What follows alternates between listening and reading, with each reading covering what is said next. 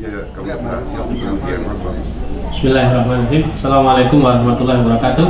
Waalaikumsalam. Bapak dan Ibu semuanya, insyaallah kita segera mulai aja acara kita hari ini jam 7.25. Bismillahirrahmanirrahim. Alhamdulillahirabbil alamin wassalatu wassalamu ala asyrofil anbiya'i wal mursalin wa ala alihi washabihi ajmain. Asyhadu an la ilaha illallah wa asyhadu anna Muhammadan abduhu wa rasuluh. Allahumma shalli ala Muhammad wa ala ali Muhammad.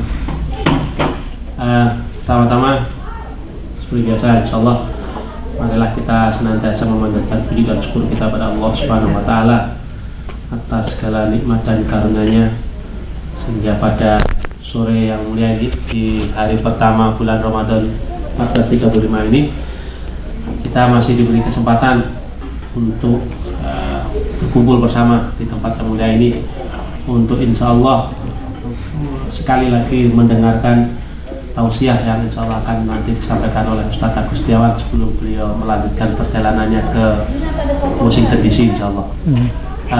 Marilah acara majelis pada malam hari ini kita buka bersama dengan Al-Fatihah bersama insyaallah. A'udzubillahi minasyaitonir rajim. Bismillahirrahmanirrahim.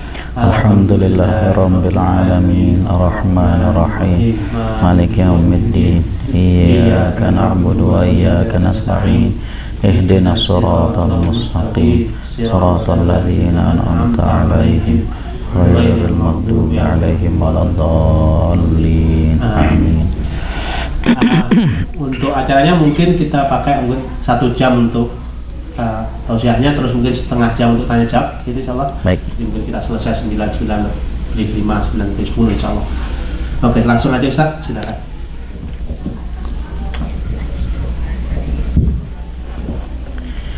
Bismillahirrahmanirrahim. Assalamualaikum warahmatullahi wabarakatuh. Innal hamdalillah nahmaduhu wa nasta'inuhu wa nastaghfiruh wa nastahdihi wa natubu ilaih wa na'udzu billahi min syururi anfusina wa sayyiati a'malina may yahdihillahu fala mudilla lahu wa may yudlil falan tajida lahu waliyyan mursyida. Nashhadu an la ilaha illallah wa nashhadu anna Muhammadan abduhu wa rasuluh. Allahumma salli wa sallim wa barik ala nabiyyina Muhammad wa ala alihi wa sahbihi wa man sara ala nahjihi wa istanna bi sunnatihi ila yaumiddin. Qala Allahu azza wa jalla fi kitabihil karim, a'udzu billahi minasy syaithanir rajim, ya ayyuhalladzina amanu ruk'u wasjudu wa'budu rabbakum waf'alul khaira la'allakum tuflihun. Bapak Ibu shaimin shaimat yang dimuliakan Allah, tiada kata yang pantas kita lantunkan di sore hari ini melainkan syukur alhamdulillah. Betapa sayangnya Allah Subhanahu wa taala kepada diri kita. Allah Subhanahu wa taala memberikan kesempatan kepada kita untuk mereguk kenikmatan beribadah di bulan Ramadan. Allah Subhanahu wa taala memberikan kesempatan kepada kita untuk mengambil sebanyak-banyaknya pahala yang Allah sediakan buat kita. Saya pernah menyampaikan, berada di bulan Ramadan bagaikan berada di tepi lautan.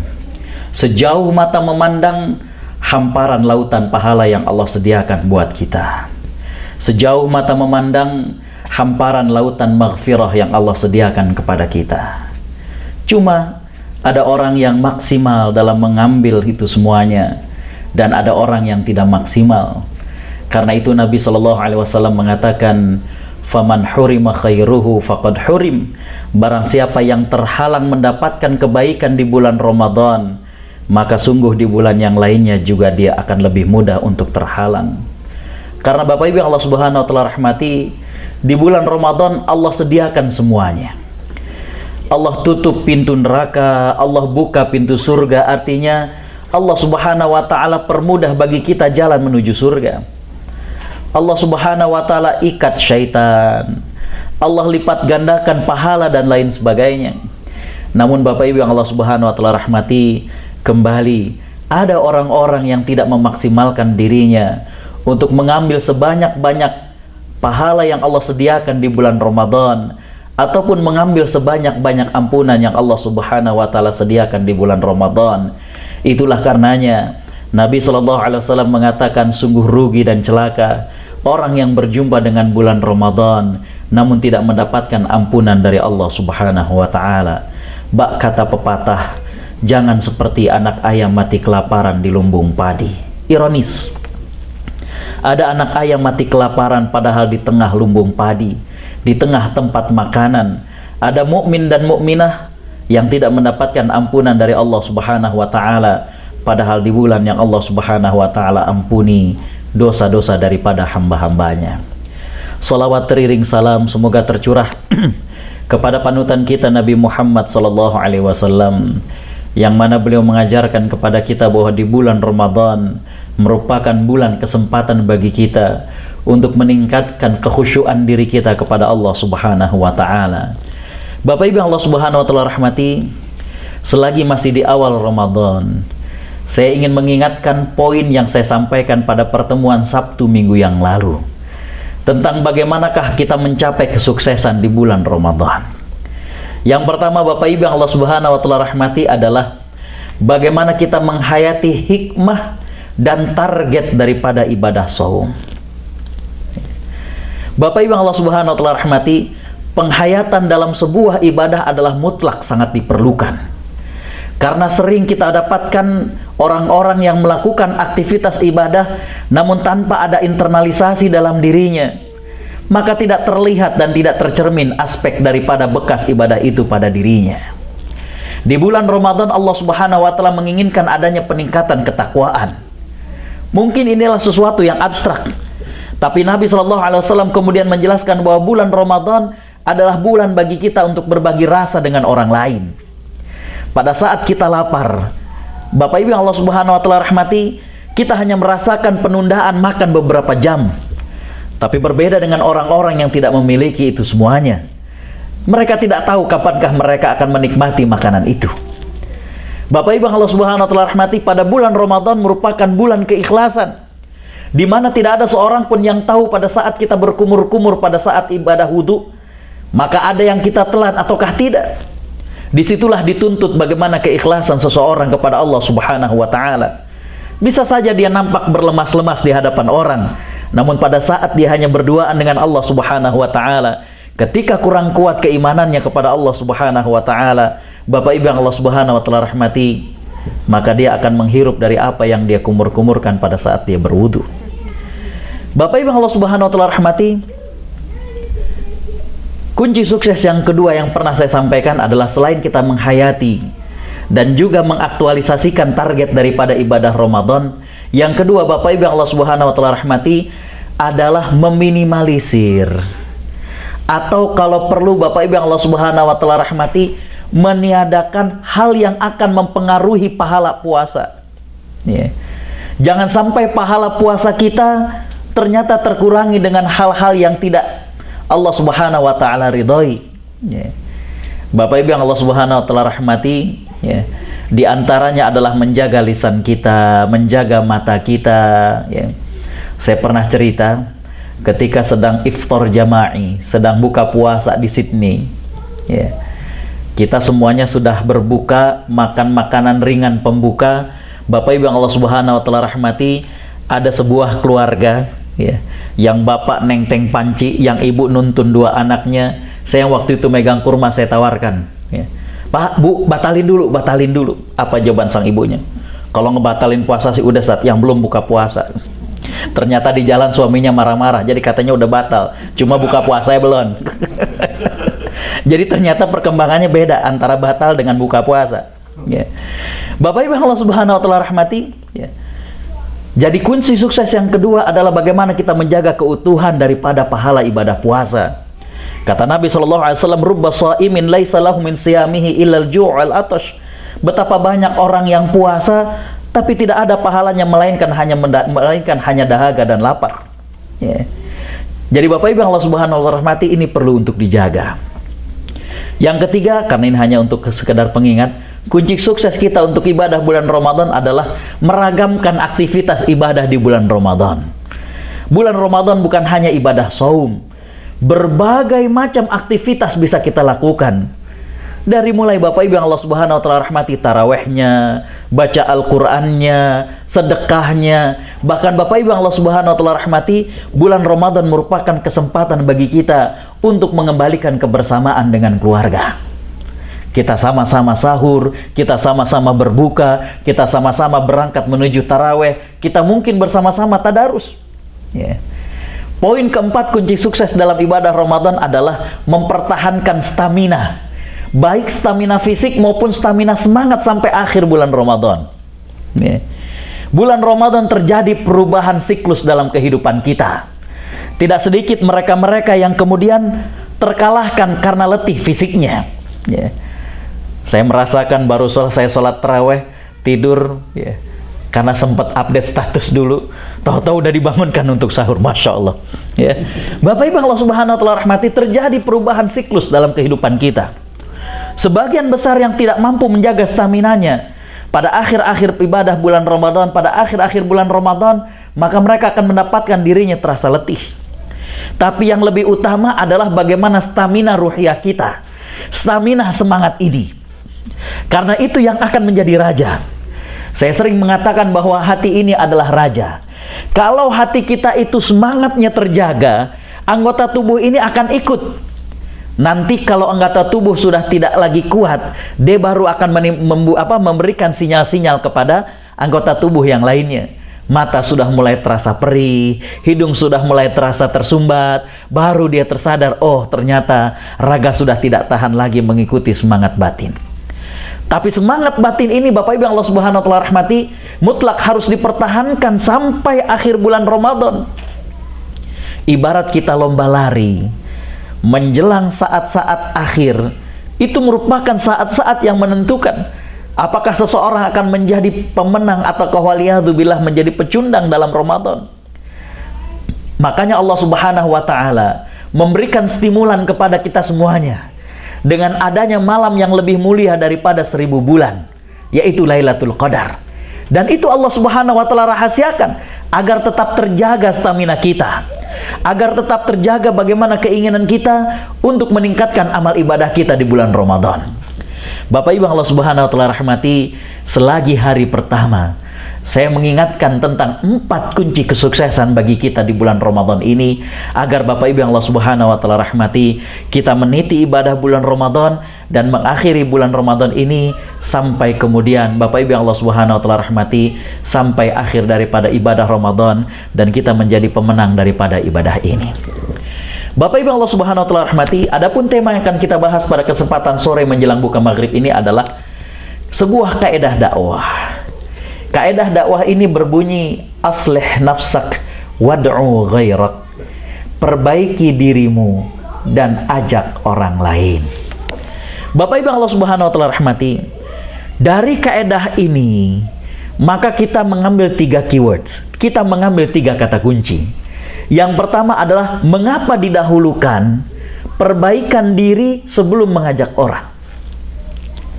Kata kunci yang kedua adalah mengapa tidak cukup hanya berbaik diri, tapi juga diiringi dengan mengajak kepada orang. Keywords yang ketiga adalah mengapa kemudian digandengkan antara memperbaiki diri dan juga mengajak kepada orang lain. Bapak Ibu Allah Subhanahu wa taala rahmati, Allah Subhanahu wa taala menyebutkan bahwa hanya orang-orang yang beriman dan senantiasa memperbaiki dirinya lah yang akan mendapatkan kemenangan dari Allah Subhanahu wa taala. Allah Subhanahu wa taala menyatakan dalam Al-Qur'an, A'udzu billahi minasyaitonir rajim, wa ma nursilul mursalina illa mubasysyirina wa mundzirin, faman amana wa aslaha fala khaufun 'alaihim wa lahum yahzanun. Surat Al-An'am ayat yang keempat. Di surat Al-An'am ayat keempat ini Allah Subhanahu wa taala menyebutkan faman amana, barang siapa yang beriman, wa aslaha, dan melakukan perbaikan diri, fala khaufun 'alaihim walahum yahzanun, maka mereka tidak akan pernah merasa takut dan mereka tidak akan pernah bersedih.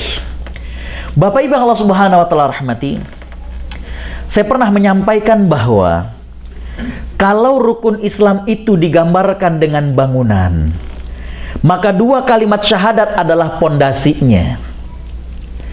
Tiang-tiang daripada bangunan ini adalah sholat. Dinding-dinding yang menghadap ke dalam itulah ibadah saum dengan ibadah haji. Dan dinding-dinding yang menghadap keluar itulah zakat. Karena zakat ada efek sosialnya. Sudah Bapak dan Ibu Allah Subhanahu wa taala rahmati, sudah berbentuk bangunan. Namun masih kurang, sudah ada dasarnya, sudah ada tiang-tiangnya, sudah ada dindingnya, maka atapnya. Para ulama mengatakan itu adalah amar ma'ruf nahi mungkar. Karena dengan amar ma'ruf nahi mungkar akan menjaga orang yang di dalamnya dari terik matahari ataupun dari hujan. Bapak Ibu Allah Subhanahu wa taala rahmati, sepintas bangunan ini sudah lengkap.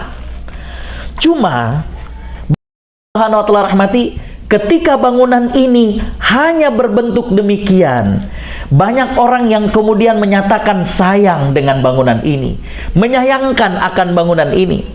Banyak orang yang akan berdecak kagum, wah bangunannya sih kokoh, sayangnya kok nggak pakai cat. Dan cat inilah Bapak Ibu yang Allah Subhanahu wa taala rahmati, yang biasanya dikenal dengan akhlak. Makanya terkadang kita dapatkan orang yang memuji orang lain, wah sholatnya sih subhanallah, tapi biasanya kalau ditapi itu nggak ngenakin. Dan itu biasanya akhlak. Puasa Senin Kemisnya luar biasa, tapi nah kalau ditapi sekali lagi nggak enak. Ada omongannya nyelekit, ada orangnya kasar, ada orangnya pelit dan lain sebagainya, dan itu adalah akhlak. Bapak Ibu Allah Subhanahu wa taala rahmati, maka di ayat ini Allah Subhanahu wa taala menyatakan faman amana. Nggak cukup hanya sekedar beriman, tapi wa aslaha, dan melakukan perbaikan. Jadi Bapak Ibu Allah Subhanahu wa taala rahmati, makanya tadi kaedahnya adalah perbaiki diri dan ajak orang lain. Karena Allah Subhanahu wa taala menyebutkan di sini bahwa orang-orang yang beriman dan memperbaiki diri, maka mereka tidak akan merasa khawatir dengan hidup ini. Mereka tidak pernah merasa sedih dengan hidup ini. Kita akan lihat kenapa. Bapak Ibu Allah Subhanahu wa taala rahmati, mengapa perlunya memperbaiki diri bagi diri kita? Mengapa perlunya memperbaiki diri? Yang pertama Bapak Ibu Allah Subhanahu wa taala rahmati, karena kalau kita ingin mengajak orang lain, tanpa kita mulai dengan diri kita sendiri, maka kesannya itu, bekasnya itu kurang mengena di hati orang yang mendengarkannya, kurang bisa diterima oleh orang yang kita ajak. Makanya Bapak Ibu Allah Subhanahu wa taala rahmati, salah seorang ulama di Mesir, beliau mengatakan, aqimu daulatal islami fi qulubikum takum ala ardikum. Dirikanlah nilai-nilai Islam pada dirimu, niscaya akan tegak pada negaramu. Bapak Ibu Allah Subhanahu wa taala rahmati, jadi dakwah itu akan sangat-sangat terasa di hati orang yang kita ajak. Bapak Ibu Allah Subhanahu wa taala rahmati, kalau memang orang tersebut sudah melakukan perbaikan dirinya. Terkadang Bapak Ibu Allah Subhanahu wa taala rahmati, kita rasakan kok hambar, diajak sama orang tidak tergerak diri kita. Bapak Ibu Allah Subhanahu wa taala rahmati, mungkin diantaranya adalah karena faktor yang ada pada penyampainya. Urgensi yang kedua tentang memperbaiki diri adalah Bapak Ibu Allah Subhanahu wa taala rahmati, sebuah pepatah mengatakan, faqidus syai'i la yu'ti. Orang yang tidak punya itu tidak bisa memberi. Bagaimana seseorang bisa memberikan cahaya keimanan kalau diri dia sendiri tidak memiliki keimanan itu? Bagaimana orang bisa cerita bagaimana caranya membuat pesawat kalau dia sendiri belum pernah melakukan itu? Bagaimana orang bisa mengajak seseorang dan menyampaikan bagaimana nikmatnya bersedekah, bagaimana nikmatnya sholat malam kalau tidak dimulai dari dirinya sendiri? Makanya sebuah ungkapan dalam bahasa Arab mengatakan, Bapak Ibu Allah Subhanahu wa taala rahmati, seseorang tidak dapat mempengaruhi orang lain dengan ucapannya sepanjang dirinya sendiri belum terpengaruh oleh ucapannya sendiri. Saya ulangi lagi. Seseorang tidak akan dapat mempengaruhi orang lain dengan ucapannya sebelum dia sendiri terpengaruh dengan ucapannya. Bagaimana seseorang akan terpengaruh untuk bisa menikmati sholat malam kalau orang yang menyampaikannya sendiri belum pernah melakukan sholat malam? Bagaimana seseorang bisa menggerakkan orang lain untuk ke masjid? Bagaimana seseorang bisa menggerakkan orang lain untuk bersedekah kalau dirinya sendiri belum terubah, kalau dirinya sendiri belum terpengaruh dengan ucapannya, dengan melakukan dari apa yang diucapkan? Jadi Bapak Ibu Allah Subhanahu wa Ta'ala rahmati, karena itu memperbaiki diri tadi dikatakan didahulukan oleh Allah Subhanahu wa Ta'ala setelah kemudian beriman kepada Allah Subhanahu wa Ta'ala. Alasan yang kedua Bapak Ibu Allah Subhanahu wa Ta'ala rahmati, kenapa perlunya memperbaiki diri? Karena Allah Subhanahu wa Ta'ala sangat murka bagi orang yang tidak memiliki keserasian antara ucapan dengan perbuatan. Ketika ucapan tidak sesuai dengan perbuatan, Allah Subhanahu wa Ta'ala murka dengannya. Allah Subhanahu wa Ta'ala menyatakan dalam surat Al-Baqarah ayat 44. Surat Al-Baqarah ayat 44, Allah berfirman, a'udzubillahi minasyaitonir rajim. Atamuruna an-nasa bil birri wa tansawna anfusakum wa antum tatlunal kitab afala ta'qilun. Mengapa kalian ajak orang lain berbuat kebaikan sedangkan kalian melupakan diri kalian sendiri? Sedangkan kalian membaca Alkitab, tidakkah kalian berfikir? Jadi di surat Al-Baqarah ayat 44 ini Allah Subhanahu wa Ta'ala menyindir bagi orang-orang yang tidak memiliki keserasian antara ucapan dengan perbuatan diri. Yang berikutnya Bapak Ibu Allah Subhanahu wa Ta'ala rahmati, dalam sebuah hadis yang diriwayatkan oleh Imam Bukhari sangat luar biasa. Nabi SAW menjelaskan dalam hadis ini bahwa nanti di akhirat, kata Nabi SAW, hadis dari Usamah bin Zaid, akan ada orang-orang yang mereka dicampakkan ke dalam neraka, dan pada saat itu terburai usus dari perutnya. Orang-orang terkaget-kaget melihat orang ini, dan mereka ternyata mengenali orang ini. Bapak Ibu Allah Subhanahu wa Ta'ala rahmati, maka penduduk-penduduk neraka yang terkejut melihat betapa dahsyatnya siksaan orang ini, mereka mendekati mereka. Jadi orang-orang penduduk neraka begitu kaget melihat siksaan orang-orang ini, mereka mendatangi dan kemudian bertanya, alasta ta'muruna bil ma'ruf wa tanhana 'anil munkar? Bukankah kamu ini adalah dulu orang-orang yang mengajak kebaikan dan melarang dari kemungkaran? Dijawab oleh orang ini, bala, betul. Kami dulu adalah orang yang mengajak kebaikan tapi kami tidak melakukannya. Dan kami melarang kemungkaran sedangkan kami melakukannya. Jadi Bapak Ibu Allah Subhanahu wa Ta'ala rahmati, makanya pentingnya memperbaiki diri. Yang pertama adalah agar pada saat kita mengajak orang akan terkena, orang akan terkesan, orang kemudian akan tersentuh, karena memang itu disampaikan dari orang-orang yang pernah melakukan perbuatan itu. Yang kedua, mengapa kita perlu memperbaiki diri? Agar ada keserasian dalam diri kita pada saat kita mengajak kepada orang lain. Bapak Ibu Allah Subhanahu wa Ta'ala rahmati, apa saja yang kemudian kita perbaiki? Bapak Ibu Allah Subhanahu wa Ta'ala rahmati, ruang lingkupnya ada 3. Yang pertama adalah ruhiyah imaniyah. Yang kita perlu perbaiki, yang perlu kemudian kita tingkatkan adalah kondisi keimanan kita, kondisi spiritual kita. Yang kedua yang perlu kita perbaiki adalah khairiyah ijtimaiyah, charity ataupun sosial kita, akhlak kita. Yang kita perlu perbaiki lagi adalah thaqafah fikriyah, keilmuan dan pemahaman kita. 3 aspek ini yang perlu kita tingkatkan dan kita perbaiki. Yang pertama adalah spirit kita, dan ini meliputi akidah dan ibadah. Yang kedua adalah sisi sosial kita, ini adalah akhlak kita. Yang ketiga adalah dari segi wawasan kita, dan ini adalah keilmuan kita. Bapak Ibu Allah Subhanahu wa Ta'ala rahmati, Allah Subhanahu wa Ta'ala berfirman kepada kita berkaitan dengan pentingnya meningkatkan ruhiyah berkaitan dengan pentingnya meningkatkan suasana spiritual kita. Dalam surat Al-An'am ayat 122, Allah Subhanahu wa taala menyebutkan, a'udzubillahi minasyaitonir rajim, awaman kana mayyitan fa ahyainahu wa ja'alna lahu nuran yamshi bihi finnas kama mathaluhu fiz zulumat laisa bi kharijin minha. Kata Allah Subhanahu wa taala, apakah orang yang sudah mati, artinya hatinya, kemudian kami hidupkan dirinya dan kami berikan kepadanya cahaya yang terang, kemudian dengan cahaya ini dia berjalan di tengah-tengah manusia, apakah sama, kata Allah, dengan orang yang berada dalam keadaan gelap gulita, mereka tidak bisa keluar dari kegelapan ini. Bapak Ibu Allah Subhanahu wa taala rahmati, ketika seseorang memiliki spiritual yang tinggi, walaupun Bapak Ibu Allah Subhanahu wa taala rahmati, terkadang secara materi, terkadang secara status sosial, terkadang secara status pendidikan, mereka dipandang sebelah mata oleh manusia, tapi mereka ini adalah cahaya yang bisa menerangi manusia yang lain.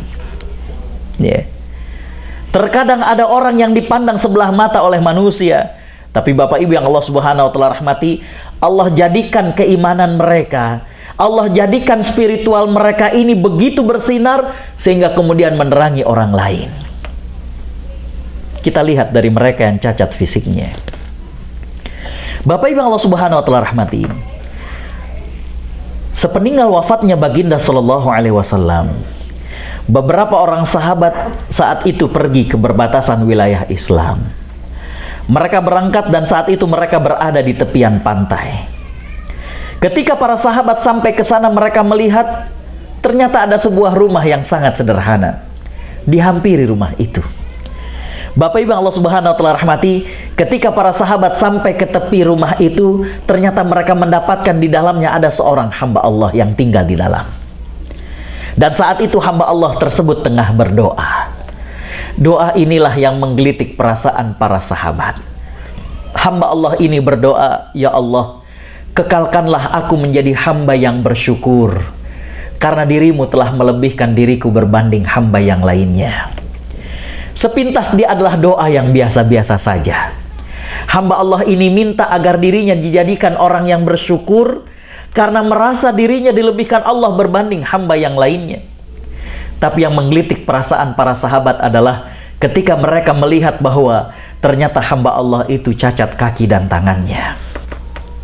Diketuk pintu rumahnya, ditanyakan, wahai fulan, kami mendengar engkau berdoa kepada Allah Subhanahu wa taala, minta dikekalkan menjadi hamba yang bersyukur, dan dirimu merasa dilebihkan Allah berbanding hamba yang lainnya, padahal engkau cacat tangan dan kakimu. Hamba Allah ini menjawab, wahai saudaraku, bukankah mudah bagi Allah untuk mengirimkan angin dan menghancurkan rumah burukku ini? Tapi itu tidak Allah lakukan kepada diriku. Bukankah mudah bagi Allah mengirimkan binatang buas masuk ke dalam rumahku, memangsa diriku? Aku pun tidak dapat menghindar dari binatang itu. Bukankah dengan demikian Allah telah melebihkan diriku berbanding hamba yang lainnya? So'imin so'imat, hamba Allah itu bernama Abu Kilabah, seseorang dari generasi tabi'in yang nanti kalau kita rajin membaca hadis, beliau banyak meriwayatkan hadis dari sahabat Abdullah bin Abbas radhiyallahu anhuma. Beliau mengajarkan kepada kita, di tengah keterbatasan fisiknya, tapi beliau masih merasa dilebihkan oleh Allah Subhanahu wa taala dibandingkan hamba yang lainnya. Jadi Bapak Ibu yang Allah Subhanahu wa taala rahmati, cacat fisik yang dimilikinya, namun dia memiliki cahaya keimanan, maka bagaikan cahaya yang berjalan, yang menerangi orang-orang yang ada di sekitarnya. Belum lama, di tanah air sekarang lagi ada acara THR, tausiah, pokoknya acara pagi tentang Ramadan. Ya.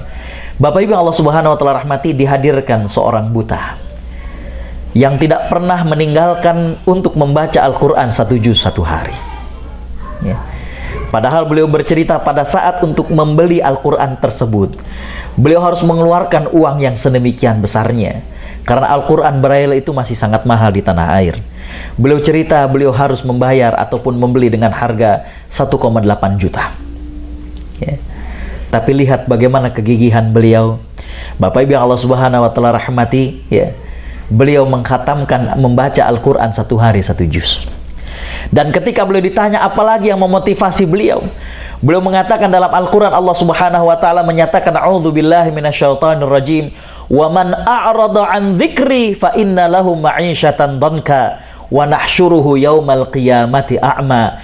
Barang siapa yang berpaling dari mengingat Allah, maka kami akan berikan kepadanya hidup yang sempit dan kami akan jadikan nanti di akhirat dia buta. Kata orang ini, di dunia saja buta sudah susah, apalagi nanti di akhirat.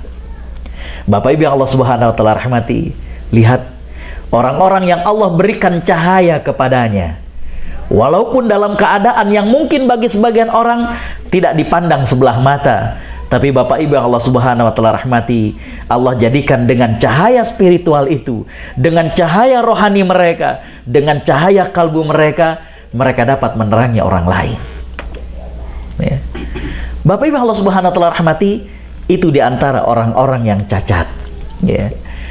Saya pernah bercerita tentang orang-orang Bapak Ibu yang Allah Subhanahu wa taala rahmati, yang Allah jadikan status sosial dan status ekonomi mereka sangat-sangat papa.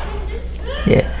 Bapak Ibu yang Allah Subhanahu wa taala rahmati, saya bercerita tentang seorang tetangga nggak jauh dari rumah saya. Rumah saya di Cempaka Putih, ya. Tapi Cempaka Putihnya dekat Mardani, jadi ada RT RW-nya, bukan daerah yang gede. Ya. Bapak Ibu Allah Subhanahu wa taala rahmati, saya pernah cerita. Ketika 3 tahun lalu saya Ramadan di Wina, di Austria. Saat saya telepon ke rumah, kata ibu, "Gus, ada duit zakat nggak?" Saya bilang, "Insya Allah ada, Mak." Ya. "Enggak," kata ibu saya. "Ada teman emak ngaji, kalau datang ke pengajian itu paling duluan, cuma duduknya paling belakang. Terus kalau ada yang sakit dan dirawat di rumah sakit Islam, beliau itu yang paling rajin ngajak nengok dan yang paling duluan untuk membayarkan ongkos bajai. Tapi kayaknya dia mustahik deh." Ya. Saya bilang, "Insya Allah ada, Mak. Berangkat saja sama Fida, istri saya." Berangkatlah ibu dengan istrinya. Subhanallah, rumahnya sangat bersahaja, rumahnya sangat-sangat sederhana. Ya. Di depan rumahnya itu banyak botol-botol bekas. Ternyata kerjanya, jadi beliau sudah tinggal seorang diri, seorang nenek ini. Ya. Bapak Ibu Allah Subhanahu wa taala rahmati, kerjanya itu kalau pagi ngumpulin botol bekas, ntar sore ada yang ngebayarin. Ya. Kehidupan yang sangat-sangat bersahaja. Yang menarik adalah ketika dikonfirmasi 2 hal ini sama ibu saya, ditanya, "Mbok, ya, Mbok ini kok kalau datang ke pengajian walaupun datangnya pertama, tapi duduknya paling belakang?" Apa jawaban beliau? "Soalnya malu, Bu. Baju yang pantas buat ngaji cuma 2. Subhanallah. Ya. Ditanya lagi, "Loh, kalau kayak begini kondisi Mbok, kenapa kalau kita nengok orang sakit, Mbok duluan yang bayarin bajainya?" Ya. Jawaban ini yang saya sempat cerita tidak pernah terlupakan. Apa dia bilang? "Ya kan sorga bukan cuma buat orang kaya doang, Bu." Subhanallah. Ya. "Afaman kana mayyitan fa ahyainahu faja'alna lahu nuran yamshi bihi finnas." Ada orang-orang yang Allah hidupkan hatinya dan kemudian Allah berikan cahayanya, maka dia berjalan di sekitar manusia dengan memberikan cahaya. Ya. Berbeda dengan orang yang Allah jadikan hati mereka gelap, maka mereka tidak bisa keluar daripadanya. Karenanya saya pernah mengatakan sebuah kaidah dalam bahasa Arab, "Kun kitaban walau bila unwanin, wala takun unwanan bila kitabin." Jadilah kita ini buku walaupun tanpa ada judulnya. Jangan jadi judul tanpa ada bukunya. Banyak sekarang orang mencari judul akademis, judul sosial, judul politis, tapi belum tentu mereka memiliki buku catatan kebaikan yang penuh dengan amal-amal kebaikan. Dan betapa banyak orang-orang yang dipandang sebelah mata karena cacat fisiknya, karena kemampuan ekonominya, karena rendahnya pendidikan mereka, tapi mereka memiliki ketinggian dan juga catatan-catatan amal yang luar biasa banyaknya. Ya. Jadi Bapak Ibu Allah Subhanahu wa taala rahmati, kembali bahwa yang perlu kita perbaiki adalah suasana ruhiyah kita, suasana hati kita, suasana spiritual kita. Ya. Dan Bapak Ibu Allah Subhanahu wa taala rahmati, ya. Saya tadi menyatakan bahwa Bapak Ibu Allah Subhanahu wa taala rahmati, ya, dalam surat Al-An'am ayat 4 tadi, bahwa orang-orang yang memiliki, ya, spiritual yang baik, fala khaufun alaihim walahum yahzanun, Mereka tuh nggak pernah merasa takut dan nggak pernah merasa sedih. Ya. Tidak takut dengan tantangan-tantangan hidup. Tidak sedih dengan apa yang mereka alami dari kehidupan ini. Karena mereka punya Allah Subhanahu wa Ta'ala. Ya. Ada sebuah keluarga sedang kesusahan mereka. Ya. Anaknya sakit. Sang istri minta kepada suaminya untuk dibawa ke rumah sakit. Ya. Sang suami bukan tidak mau, tapi mereka tidak punya uang. Tapi karena sang istri mendesak, Bapak Ibu Allah Subhanahu wa Ta'ala rahmati, akhirnya berangkatlah mereka boncengan bertiga naik motor. Rumahnya daerah Keramat Jati. Ya. Waktu mereka lagi jalan, Bapak Ibu Allah Subhanahu wa Ta'ala rahmati, tiba-tiba mereka melihat duit berhamburan dan orang sedang memunguti uang tersebut. Ya. Maka diberhentikanlah motor tersebut dan suami dan istri ini kemudian ikut mengumpulkan uang bersama orang-orang. Tapi selesai mereka mengumpulkan uang, jadi dalam hati mereka, dalam hati mungkin ada suatu perasaan, ini kali jalannya, mau ngebawa anak ke rumah sakit, tiba-tiba ngedapetin ada hujan duit. Ya. Tapi setelah duit itu kemudian mereka kumpulkan, sang istri kemudian nepuk, Mas, jangan-jangan duit ini duit orang itu. Ditunjukkan ternyata di pinggir trotoar ada seorang bapak lagi duduk termenung, sedih tampangnya, sambil megangin koper. Ya. Terjadi perang batin. Ya. Kan biasanya setan tuh paling pinter ngegoda. Ini kan bukan buat maksiat, buat bawa anak sakit. Ya. Lain kalau buat main judi, ini buat bawa anak sakit. Ya. Tapi ternyata bisikan malaikat lebih memenangkan batinnya. Dihampiri, ditanya, Pak, apa betul ini uang Bapak? Dijawab betul. Dia diminta dari kantor untuk ngambil uang di bank, biar cepet naik ojek. Ternyata entah lagi gajlukan atau gimana, terhempas dan kemudian uangnya itu kemudian berhamburan. Ya. Terjadi perang batin lagi. Kembaliin apa enggak? Setan kan biasanya paling pinter kalau buat beginian. Ya. Nggak usah, yang lain juga pada kagak dikembaliin. Ya. Ya. Apalagi buat anak sakit, bukan buat judi, bukan buat yang haram. Ya. Tapi Bapak Ibu Allah Subhanahu wa Ta'ala rahmati, akhirnya kemudian dikembalikan. Ya. Singkat ceritanya, sampai rumah sakit awalnya bingung, ternyata ketemu temennya, dan kemudian selesailah masalah uang dia. Kembali Bapak Ibu Allah Subhanahu wa Ta'ala rahmati, fala khaufun alaihim walahum yahzanun. Jadi yang perlu kita perbaiki yang pertama adalah sisi keimanan kita, ya. Dan itu adalah dengan memperbanyak ibadah kepada Allah Subhanahu wa Ta'ala. Bapak Ibu Allah Subhanahu wa Ta'ala rahmati, ya. Cara salafus soleh untuk menambah keimanan mereka, ya, yaitu dengan berada dalam pengajian-pengajian seperti ini. Ya. Dalam hadis yang diriwayatkan oleh Imam Bukhari, sahabat Mu'adz bin Jabal itu sahabat yang paling rajin, mengingatkan para sahabat yang lainnya untuk duduk dalam majelis-majelis seperti ini. Ya. Jadi kata sahabat Mu'adz bin Jabal, "Haya, ijlis bina nu'min sa'ah." Ayo, kita duduk sesaat menambah keimanan kita. Ya. Jadi itulah tradisi para salafus soleh untuk menjaga spiritual keimanan mereka, yaitu duduk-duduk di sini, ya, dalam pengajian diingatkan firman Allah Subhanahu wa Ta'ala. Ya.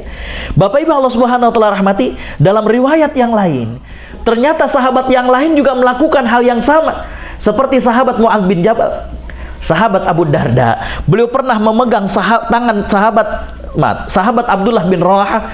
Beliau pernah memegang tangan sahabat Abu Darda dengan mengatakan, ayo kita duduk sesaat menambah keimanan kita. Apa kata beliau di ujung daripada hadisnya? Beliau mengatakan, innal qalba asyaddu taqalluban minal qidri fi ghilyaniha. Sesungguhnya hati itu cepat sekali bolak-baliknya, melebihi cepatnya bejana yang tertumpah dikarenakan terisi oleh air yang menggolak.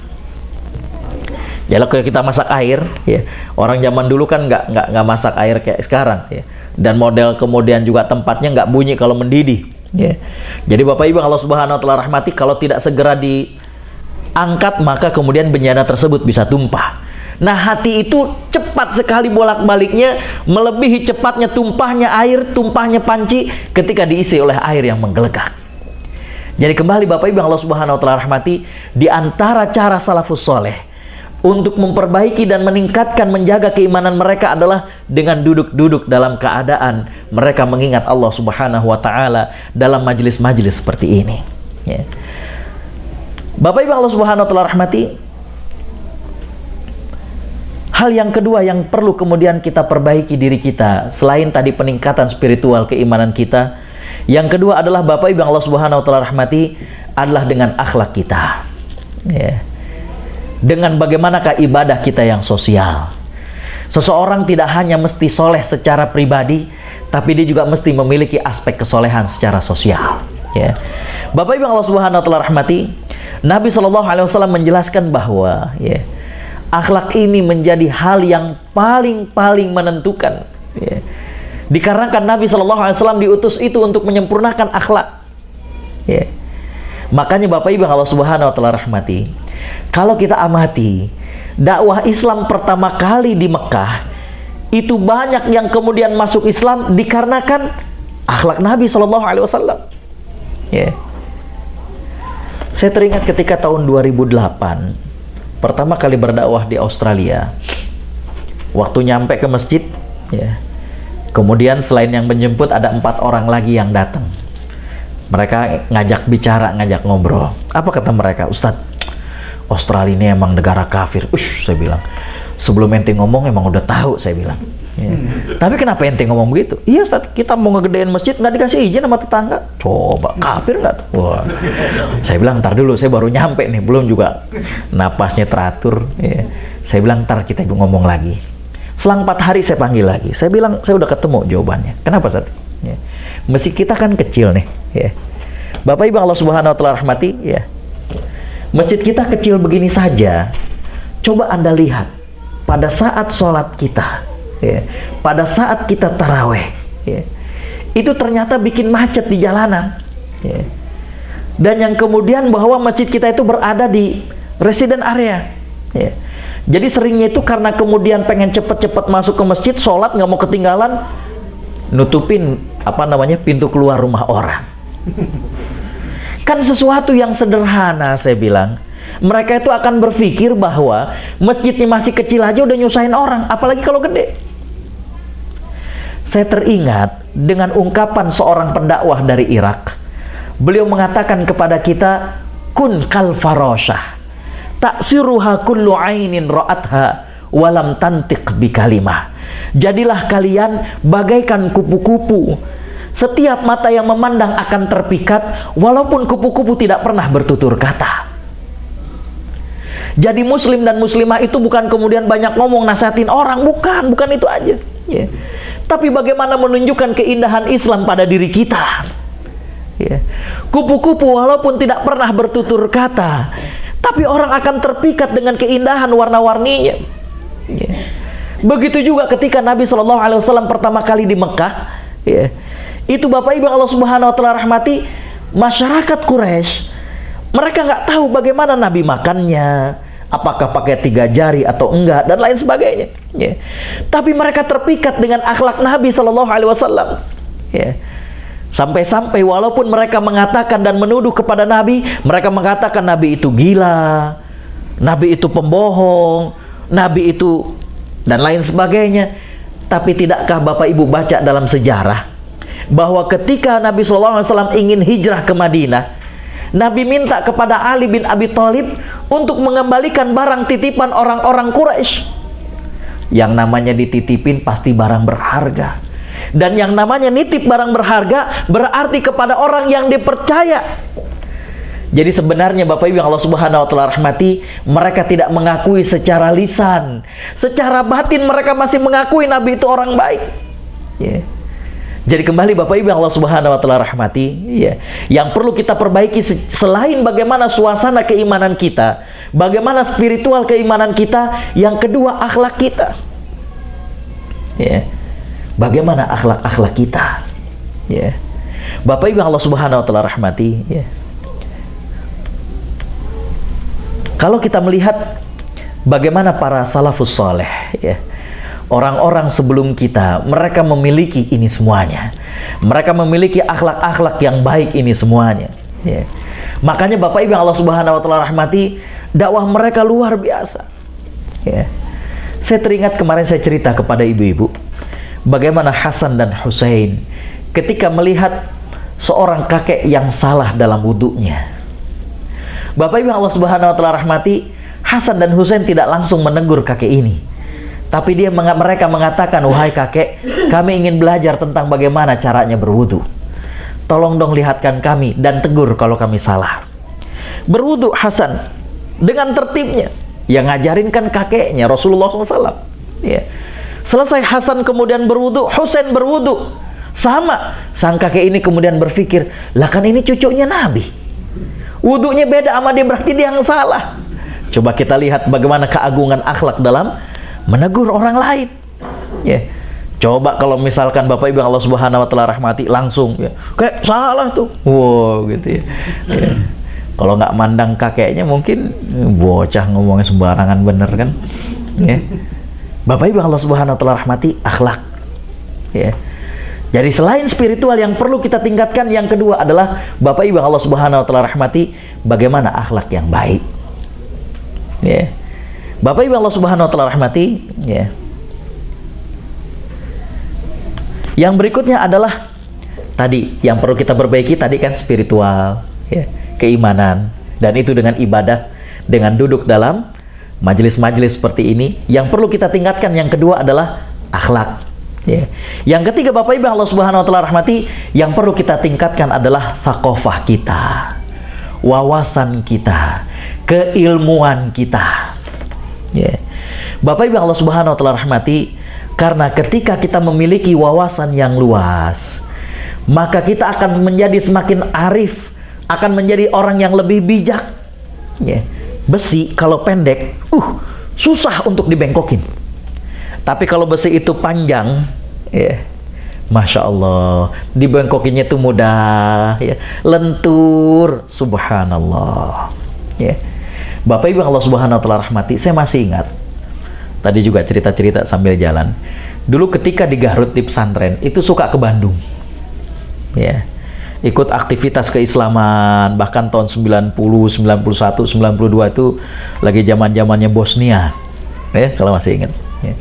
Bapak Ibu Allah Subhanahu wa taala rahmati, saya ingat waktu itu ada seorang, ya, beliau kuliah di Unpad, sudah cukup senior. Dia nanya, ya, ini ada temen yang dia ngaku dan dia pengen taubat. Ya. Jadi temennya itu ngaku, mohon maaf, dia melakukan perzinahan, tapi dia pengen taubat. Ya. Apa kata orang tersebut? Waktu itu saya sempat bilang, wah, kalau zina dirajam. Waduh, Bapak Ibu Allah Subhanahu wa taala rahmati, ya, itu ilmunya benar tapi wawasannya kurang. Ya. Artinya apa? Memang Bapak Ibu Allah Subhanahu wa taala rahmati, orang yang melakukan pelanggaran itu ada sanksinya. Tapi siapa yang mesti melakukan? Dan dalam kondisi apa bisa dilakukan? Bisa dipahami nggak? Ya. Kemarin ketika di Ibu-Ibu saya juga pernah menjelaskan bahwa Bapak Ibu Allah Subhanahu wa taala rahmati, ketika kita berbicara tentang hukum, kita juga perlu membicarakan bagaimanakah kondisi sosial untuk penerapan hukum itu. Ya. Sehingga, ya, dalam berbagai madhab, makanya luar biasa. Ya. Bapak Ibu Allah Subhanahu wa taala rahmati, saya ingin kemudian, ya, kita untuk sakofah ini, ya, kan pandangan fikih itu banyak. Ya. Mengapa kemudian kalau kita nyatakan, oh, yang paling rojih, yang paling tepat pandangan madhab ini, kenapa tidak dihapuskan pandangan yang lain? Ya. Jawabannya adalah Bapak Ibu yang Allah Subhanahu wa taala rahmati, karena pandangan-pandangan ulama madhab ini itu adalah opsional. Ya. Sehingga mana situasi yang tepat, itu bisa diambil pandangan tersebut. Yang kedua, ini merupakan khazanah ilmiah. Kemarin saya mencontohkan, ya, kalau sholat hanya sekedar untuk syarat sahnya, maka Bapak Ibu yang Allah Subhanahu wa taala rahmati, kita akan keluar dari masalah kepatutan. Bisa dipahami nggak? Agak sulit. Ya. Bapak Ibu yang Allah Subhanahu wa taala rahmati, kita mau buka puasa nih. Ya. Ibu-ibu ternyata menyediakan kita bukan gelas, baskom buat minum. Bisa nggak buat minum? Bisa, tapi nggak pantas. Ya. Sholat, kalau hanya sekedar rukun dan syaratnya sesuai, maka Bapak Ibu Allah Subhanahu wa taala rahmati, baju habis ngecat, ya, kotor, bau, bahkan ada tulisan di belakangnya, gambar monyet, kemudian ada tulisannya, yang baca. Nah kan kita yang di belakang. Kan suka ada tuh ya, kaos-kaos di Indonesia kadang suka begitu. Ayah, ibu, saya, terus gambar monyet, kamu. Oh kita pas, aduh. Makanya alhamdulillah jadi ustadz imam terus, nggak ngeliat apa-apaan. Coba kan, waduh ya. Kalau bicara sahnya, kan kalau kita cerita sahnya itu dilihat rukun dan syaratnya sah, tapi perlu juga dilihat kepatutannya. Bisa dipahami nggak? Makanya kalau kita lihat dalam tradisi kita sebenarnya sudah sangat bagus. Saya juga kadang melihat di sini, kadang juga kita bawa sarung, kita ganti ya. Jadi kembali Bapak Ibu Allah Subhanahu wa taala rahmati, wawasan bagi seseorang itu sangat penting ya. Kalau tidak, Bapak Ibu Allah Subhanahu wa taala rahmati, dia akan menjadi sangat kaku. Ya. Dulu, mohon maaf sekali lagi Bapak Ibu Allah Subhanahu wa taala rahmati, ya. Ketika saya di pesantren, itu datang dosen Lipia. Lipia saya sempat cerita, ini kampus yang cabang dari Riyadh, cabang dari Saudi, ya. Waktu itu datang ke pesantren kami Dr. Ibrahim Atta Sya'ban, orang Egypt, ya. Ahli fikih. Ya. Bapak Ibu Allah Subhanahu wa taala rahmati, yang menarik adalah ya, waktu itu sebenarnya beliau hadir biar santri itu terbiasa untuk ngomong bahasa Arab. Cuma ada beberapa orang yang kemudian nanyanya masalah fikih. Ditanya, ya, Syekh, ya, jadi berapa jumlah rakaat tarawih? Ya. Apa jawaban dia? Kamu maunya berapa? Katanya. Bisa 11, bisa lebih. Dulu kita kaget luar biasa. Wah, bisa 11, bisa lebih. Ya, saya termasuk yang nyantri di pesantren yang madhabnya kalau tarawih itu 4-4-3 hadis Aisyah, bukan komposisi bola, bukan ini lagi Piala Dunia. 4-4-3 itu bukan. Artinya 4 rakaat, 3 rakaat. Hadis dari Aisyah radhiyallahu anha. Ya. Dijelaskan bahwa sholat tarawihnya Nabi SAW adalah 4-4 dan kemudian witir 3, dan Aisyah mengatakan wala tasal an husnihinna wa tulihinna, pokoknya jangan ditanya deh tentang gimana bagus dan panjangnya bacaan Nabi ya. Itu kita pakai ya.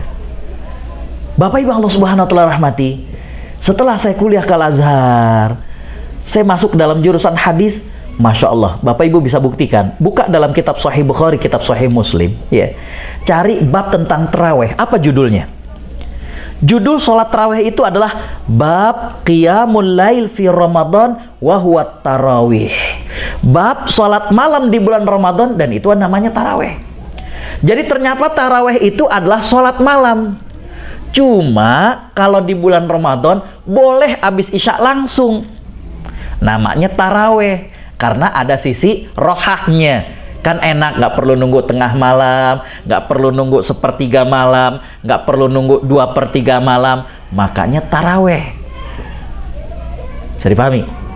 Dan Bapak Ibu yang Allah Subhanahu wa taala rahmati juga ya, setelah saya pelajari, itu masuk memang agak-agak waktu itu tingkat 4 di kuliah hadis, yang disebut dengan tahlil hadis, analisa hadis.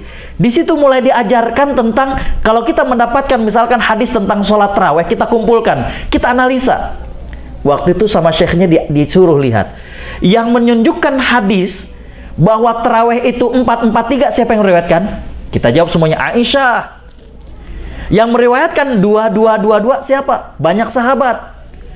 Apa yang menarik dari sini? Kita diam, kata syekh tersebut. Ini menunjukkan bahwa sholatnya Nabi 4-4-3 itu di rumah. Kalau di masjid pasti sahabat cerita. Yang bisa cerita bagaimana kalau saya mandi, itu yang saya inepin di rumahnya. Kalau yang nggak pernah saya inepin, mana tahu saya mandinya gimana, gimana tidurnya. Tapi kalau saya ceramahnya banyak orang, bisa dipahami. Jadi Nabi sholat tarawihnya 4-4-3 itu kalau Nabi di rumah. Makanya kata Aisyah, jangan ditanya dia tentang panjangnya, nggak bakalan kuat kita mah. Begitu maksudnya.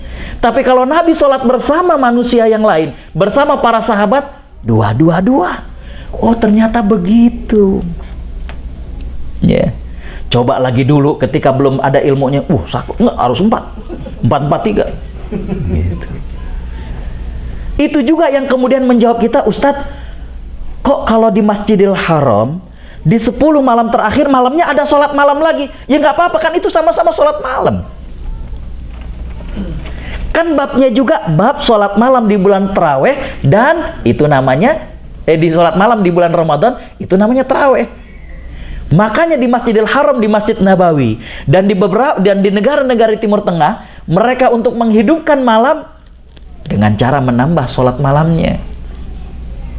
Bisa dipahami? Karena itu masih masuk dalam bagian sholat malam. Makanya waktu ditanya, ya kamu maunya berapa? Oh, dari sini. Masya Allah, Bapak Ibu yang Allah Subhanahu wa Ta'ala rahmati. Ya. Jadi wawasan seorang itu akan mempengaruhi kearifan seseorang. Ya, akan mempengaruhi kearifan seseorang. Ya. Bapak Ibu Allah Subhanahu wa Ta'ala rahmati. Ya.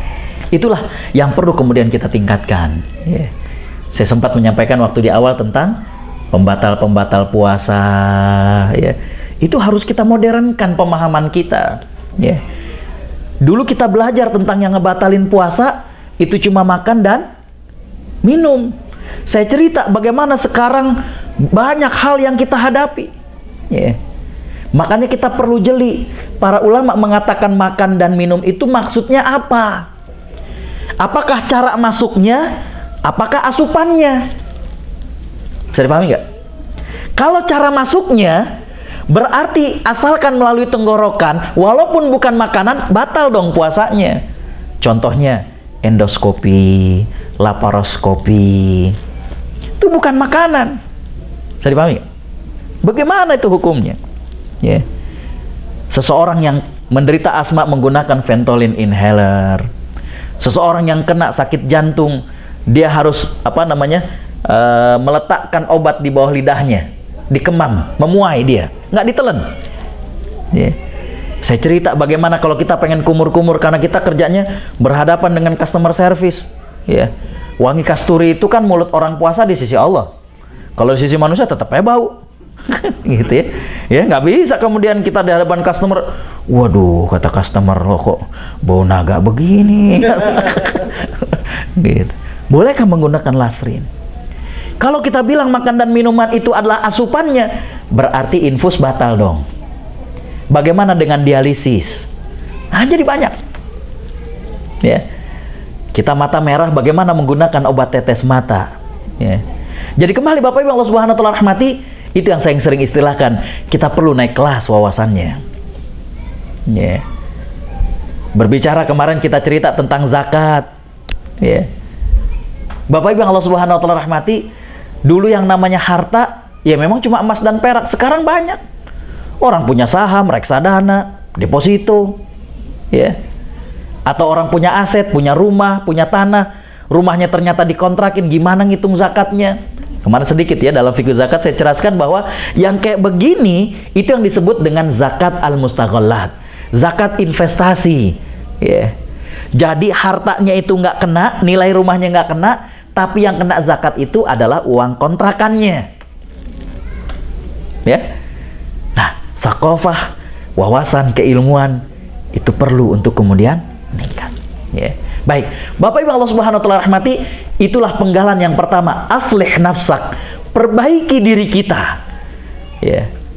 Perbaiki diri kita, Bapak Ibu Allah Subhanahu wa Ta'ala rahmati, tadi keimanan kita, yang kedua akhlak kita, yang kedua keilmuan kita. Baik, Bapak Ibu Allah Subhanahu wa Ta'ala rahmati, yang berikutnya adalah ya. Oh, di sini ada tambahan, ya. Mengapa kita itu perlu berilmu? Ah, Bapak-bapak udah tahu lah. Orang kalau berilmu itu pasti ya, Allah akan tingkatkan derajatnya dalam surat Al-Mujadilah ayat 11. Ya. Surat Al-Mujadilah ayat 11. Dulu kayak waktu saya di Garut pesantren itu paling gampang. Ustadz nuntun saya kemudian bilang sama murid-muridnya, sok tingali tah delman katanya. Kenapa Pak Ustadz? Ya. Yang capek siapa? Kuda. Yang dapat duit? Yang punya delman. Kuda mah dikasih rumput. Ya. Begitulah orang berilmu dan tidak berilmu. Ya. Masih ingat ketika saya sakit demam, ya. Saya demam sakit 3 hari, datang ke dokter 24 jam. Namanya dokter 24 jam, saya bilang itu fresh graduate. Mereka yang biasanya baru tamat. Ya. Mata dilihat, lidah disuruh keluarin, perut ditepok-tepok. Kata dokter, wah gejala tipes nih Pak Ustadz. Ya. Ya udah, gimana dong? Disuntik lagi. 2 hari habis ke dokter masih juga sakit. Kata ibu saya, udah deh ke dokter spesialis. Di dokter spesialis cuma ditanya 2. Yang pertama, apa keluhannya? Saya bilang keluhannya udah 5 hari nih dok, panas turun naik. Oke. Pertanyaan kedua, kata dokter, lidah ngerasain makanan itu tawar atau pahit? Tawar dok. Oh, demam berdarah. Itu doang. Coba 400.000 begitu 2 pertanyaan. Aduh, ya. Coba lihat apakah sama orang yang berilmu dengan tidak berilmu. Ya. Allah mengatakan dalam surat Al-Mujadilah, yarfa'illahu alladhina amanu minkum walladhina utul ilma darajat. Allah mengangkat derajat orang-orang yang beriman dan juga berilmu. Ya. Bapak Ibu kalau buka dalam surat Al-Maidah ayat 3, itu menarik. Ya. Jadi anjing itu, kalau anjing itu adalah anjing liar dan kemudian menggigit ataupun memangsa kerbau atau apapun dari binatang, tentunya yang halal ya. Kalau anjingnya anjing liar, maka status binatang itu menjadi bangkai, haram untuk dikonsumsi. Bisa dipahami? Jadi kalau ada anjing liar masuk ke perkampungan kemudian ngegigit katakanlah kambing dan kemudian kambing itu mati, wah sayang nih, nggak perlu sayang, itu bangkai, nggak boleh. Bisa dipahami? Tapi di dalam surat Al-Maidah Allah Subhanahu wa taala menjelaskan ya, bahwa kalau mukallabina tu'allimunahunna mimma 'allamakumullah, kalau anjing itu diajarkan ilmu jadi menjadi anjing pemburu. Bisa dipahami? Jadi waktu lagi kita mau lepas anjing pemburu itu, bismillah, dikejar binatang buruannya, digigit sampai mati, itu halal. Jadi mohon maaf kalau saya kasar, ilmu jangankan nempel pada manusia, pada binatang aja dalam Islam status buruannya bisa berbeda hukumnya. Bisa dipahami? Anjing liar kan nggak diajarin, maka ketika dia kemudian memangsa korbannya itu menjadi bangkai. Tapi kalau anjing yang terdidik, ada ilmunya, di situ ada kata-kata tu'allimunahuna, pakai kata-kata ilmu, ya. Maka status daripada binatang yang dia buru itu menjadi halal dan itu boleh untuk dimakan. Ya. Baik, Bapak Ibu Allah Subhanahu wa taala rahmati, tadi kan aslih nafsak, perbaiki diri, ya. Yang kedua, Bapak Ibu Allah Subhanahu wa taala rahmati adalah wad'u ghairak, ngajak orang, ya. Nah, Bapak Ibu Allah Subhanahu wa taala rahmati, kenapa kita perlu mengajak orang? Ya. Bukankah cukup saya mah yang penting baik, ya. Buat apalah ngajak orang, ya. Ngajak orang ini Bapak Ibu Allah Subhanahu wa taala rahmati bisa siapa saja, ya. Bisa teman, bisa orang yang terdekat, istri, anak dan lain sebagainya, ya. Baik, Bapak Ibu Allah Subhanahu wa taala rahmati, kenapa kita mesti berdakwah, ya. Ada sebuah kalimat yang menarik yang disampaikan sama seorang pendakwah. Beliau mengatakan kusufun walaisa ghurubun. Kusuf itu artinya adalah gerhana matahari dan bukan terbenamnya matahari. Jadi pendakwah ini orangnya cukup puitis, jadi kalimat-kalimatnya itu perlu perenungan. Jadi beliau bilang bahwa kondisi umat saat ini hanyalah gerhana, belum terbenamnya matahari. Apa maksudnya? Beliau mengatakan kita lihat 2 fenomena alam ini. Dua-duanya menimbulkan efek yang sama, gelap. Ya kan? Cuma kalau gerhana, hewan-hewan itu tidak tertidur. Burung itu hanya bersiap, diam memang, tapi bersiap. Karena gelap ini sebentar lagi akan hilang dan kondisi kembali normal. Kata beliau gitu. Berbeda kalau sudah tenggelam matahari, hewan-hewan itu bersiap untuk tertidur. Baru beliau kemudian mengatakan kepada kita, kondisi umat yang kita lihat dan kita rasakan sekarang ini, umat itu belum tenggelam, artinya belum mati. Cuma kondisi ini adalah kondisi yang anomali, kondisi yang tidak normal. Kita jangan sampai putus harapan. Kurang lebih begitu. Bisa dipahami ya? Jadi kusufun walaisa ghurubun, dia baru gerhana dan belum terbenamnya matahari. Jadi ketika ngelihat umat, ya, masih ada potensi-potensi kebaikan itu. Ya, saya cerita bagaimana ya teman-teman berdakwah untuk ya para mu'alaf di Cianjur. Ya, ya. Masya Allah, Bapak Ibu Allah Subhanahu wa taala rahmati, ya. di daerah Ciranjang agak ke dalam itu, ya, itu kan daerah Kristen. Mereka petani, mereka Masya Allah kadang pakai sarung, tar hari Minggu ke gereja, ya. Itu Masya Allah sekarang sudah banyak mu'alaf. Saya cerita bagaimana teman kemudian mengajak mereka dengan cara memberikan qardul hasan, pinjaman lunak 500.000 per orang. Dan mereka juga kemudian diajarkan bagaimana budidaya jamur. Masih ingat? Ya. Itu tiap minggu mereka mengembalikan uang 50.000 dari hasil penjualan jamur, jadi 500.000 itu buat modal. Ya. Masya Allah. Ya. Jadi kembali Bapak Ibu Allah Subhanahu wa taala rahmati, kenapa kita perlu berdakwah? Ya. Yang pertama adalah kondisi umat yang saat ini Bapak Ibu Allah Subhanahu wa taala rahmati harus difahami masih ada potensi. Ya. Jangan sampai kemudian kita putus asa. Ya. Yang kedua Bapak Ibu Allah Subhanahu wa taala rahmati, ya. Kalau bukan kemudian kita yang mengajak umat, siapa lagi? Ya. Sebuah syair dari orang Palestina yang karena syair-syairnya maka kemudian lidah beliau harus dipotong oleh orang-orang Yahudi. Syekh Abu Mazin, ya. Beliau mengatakan dalam syairnya, "Faman lil ummatil gharqa idza kunnal ghariqina." Kata beliau, siapakah yang akan mengangkat umat yang tengah tenggelam kalau kita juga termasuk yang tenggelam di antaranya?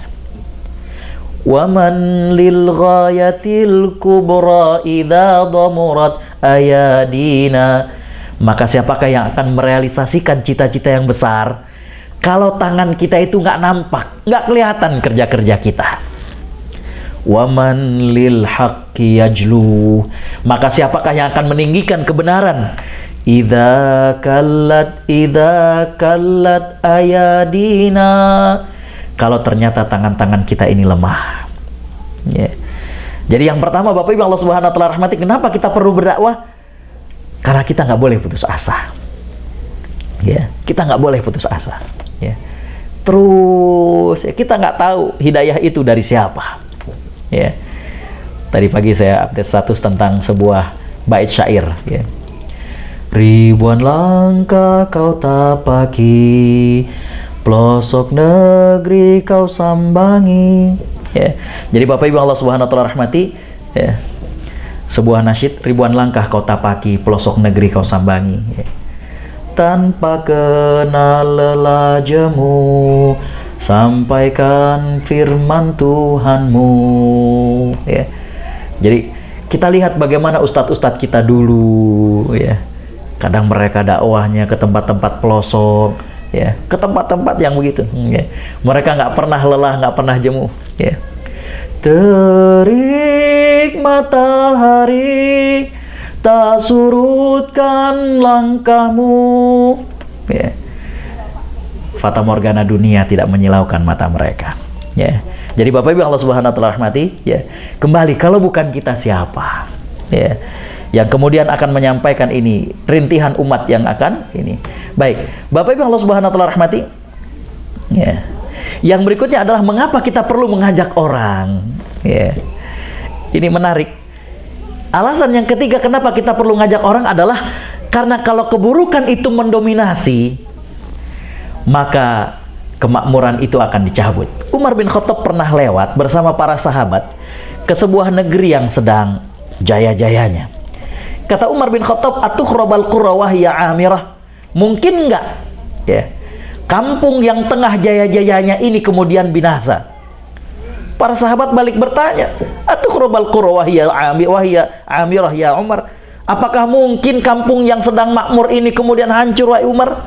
Apa jawaban Umar bin Khattab? Kata Umar bin Khattab, "Na'am, idza ala fujjaruha ala abrariha wasadal qabilata munafiquha." Kata Umar bin Khattab, bisa saja kalau orang-orang jahat sudah mendominasi. Ya. Bapak Ibu Allah Subhanahu wa taala rahmati, ya. Jadi dengan demikian, ya, kalau tidak ada mereka-mereka yang mengajak, kalau kemudian kita tidak mengingatkan kepada orang-orang di sekitar kita, Bapak Ibu Allah Subhanahu wa taala rahmati, maka ketika keburukan itu mendominasi, kita juga yang kena efeknya. Ya. Kalau kita acuh, kita sendiri yang kena efeknya. Ya. Nabi SAW meriwayatkan dalam hadis, menyatakan dalam hadis yang diriwayatkan oleh Imam Bukhari. Kata Nabi SAW, perumpamaan masyarakat itu adalah bagaikan mereka-mereka yang berada dalam sebuah kapal. Ya. Ba'duhum a'laha wa ba'duhum asfalaha. Sebagian penumpang kapal itu ada yang di atas, ada yang di bawah. Nah, yang di bawah ini kalau perlu air dia naik ke atas, dia timba. Ya. Kata Nabi SAW, kalau orang yang di bawah ini berpikir, buat apa kita ke atas, repot, kita lubangi saja kapal ini. Kata Nabi SAW, kalau orang yang di atas tahu apa yang direncanakan yang di bawah, dan mereka tidak menasehatinya, fa'in ghariku jami'an, dengan alasan, biarin, paling yang tenggelam mereka. Kata Nabi, kalau tenggelam, yang di atas juga ikut tenggelam. Bisa dipahami? Ya. Jadi Nabi SAW sekali lagi menggambarkan bahwa perumpamaan kita dalam masyarakat itu bagaikan orang yang sedang menumpang dalam perahu. Ada yang di atas, ada yang di bawah. Nah, yang di bawah ini kan kalau perlu air, mau nggak mau harus ke atas. Ya. Kalau mereka berpikir daripada ke atas, lebih cepat dilubangi kapal ini. Kalau saat mereka melubangi yang di atas itu kemudian mendiamkan dengan berpikiran, biarin aja, paling yang bocor mereka, yang tenggelam mereka. Kata Nabi, tidak. Fa'in ghariku jami'an. Kalau mereka tenggelam juga semuanya. Ya. Saya di Malaysia cukup lama. Di sini juga ada yang sebagian pernah di Malaysia. Bapak Ibu Allah Subhanahu wa taala rahmati, case ragut, kasus rampas, kasus jamret di Malaysia itu cukup tinggi. Ya. Karena Bapak Ibu Allah Subhanahu wa taala rahmati, mereka itu kalau ngelihat orang lain di jamret, itu cuma nonton doang. Ya. Jangankan ngejar, teriak aja jarang. Kalau di kita kan ya. Kalau ada jamret, waduh. Ya. Ya. Jadi orang kapok. Ya. Jadi acuhnya seseorang, Bapak Ibu yang Allah Subhanahu wa taala rahmati, itu nantinya akan menimbulkan efek. Ya. Makanya kemudian kita perlu untuk mengajak kepada orang lain untuk baik, memperbaiki keadaan. Ya. Bapak Ibu Allah Subhanahu wa taala rahmati, ya. Keyword yang ketiga, ya, adalah bahwa tadi kan saya mengatakan perbaiki diri, ajak orang lain. Kenapa perlu memperbaiki diri? Karena tadi alasan-alasannya. Kemudian kenapa perlu mendakwahi orang lain? Nggak cukup dengan memperbaiki diri. Oh, ternyata tadi alasan-alasannya. Kata kunci yang ketiga, Bapak Ibu Allah Subhanahu wa taala rahmati, apakah boleh kita kemudian berpikir, saya mah sekarang fokus memperbaiki diri saja dulu, ngajak orang lainnya entar, takut kabur maktan, ya, takut apa yang Allah firmankan dalam surat As-Saff. Bapak Ibu Allah Subhanahu wa taala rahmati, ya, antara memperbaiki diri dengan mengajak orang itu bisa seiring, ya, tanpa harus menunda. Ya. Justru Bapak Ibu Allah Subhanahu wa taala rahmati, dengan kita ngajak kepada orang, saya ingin mengatakan ngajak kepada orang itu jangan dibayangkan orang luar terlebih dahulu, bisa juga istri, anak, ya, kerabat. Ya. Itu Bapak Ibu Allah Subhanahu wa taala rahmati bisa berjalan seiring. Ya. Antara kita sambil memperbaiki diri, kemudian juga mengajak orang lain. Ya. Kalau kita tidak mampu untuk mengajak dengan lisan, mungkin dengan yang lain. Ya. Dengan yang lain itu misalkan memberikan contoh, ya, dengan tulisan. Ya. Kita sekedar mengingatkan bahwa ada acara buka bersama nih, yeah, di EMC misalkan, itu sudah merupakan dakwah. Yeah. Bapak Ibu Allah Subhanahu wa taala rahmati, saya sangat terkesan dengan ada seorang pendakwah dari Mesir. Ya. Beliau untuk memulai dakwah itu, untuk memulai ngajak orang itu, terkadang di luar dari apa yang kita bayangkan. Ya. Jadi kumpulan kisah-kisah beliau pertama kali mengajak atau berdakwah ini, beliau kumpulkan dalam buku At-Thariq Ilal Qulub, Jalan Menuju Hati. Salah satunya begini, ya. Beliau cerita, beliau itu kalau berangkat kerja, ya, itu kan permanen naik kereta. Jadi dari katakanlah dari satu kota di Mesir ke kota lain, ya. Kalau di kita mungkin dari Depok ke Jakarta lah. Itu kalau sudah setiap hari biasanya ada gerbong yang sudah jadi gacoan, ya. Dan biasanya penumpangnya juga hampir sama, itu terus. ya. Karena udah sering. Kita juga begitu, kalau misalkan kita berangkat kerja naik bis misalkan, Bapak Ibu yang Allah Subhanahu wa taala rahmati, itu kan hampir bisa dipastikan, wah, yang berangkat jam setengah 6, jam 6 nih kayaknya dia. Ya. Nah, yang menarik adalah bagaimana beliau mengawali untuk berdakwah, ya. Itu Bapak Ibu Allah Subhanahu wa taala rahmati, terkadang beliau sengaja untuk menginjak kaki orang lain.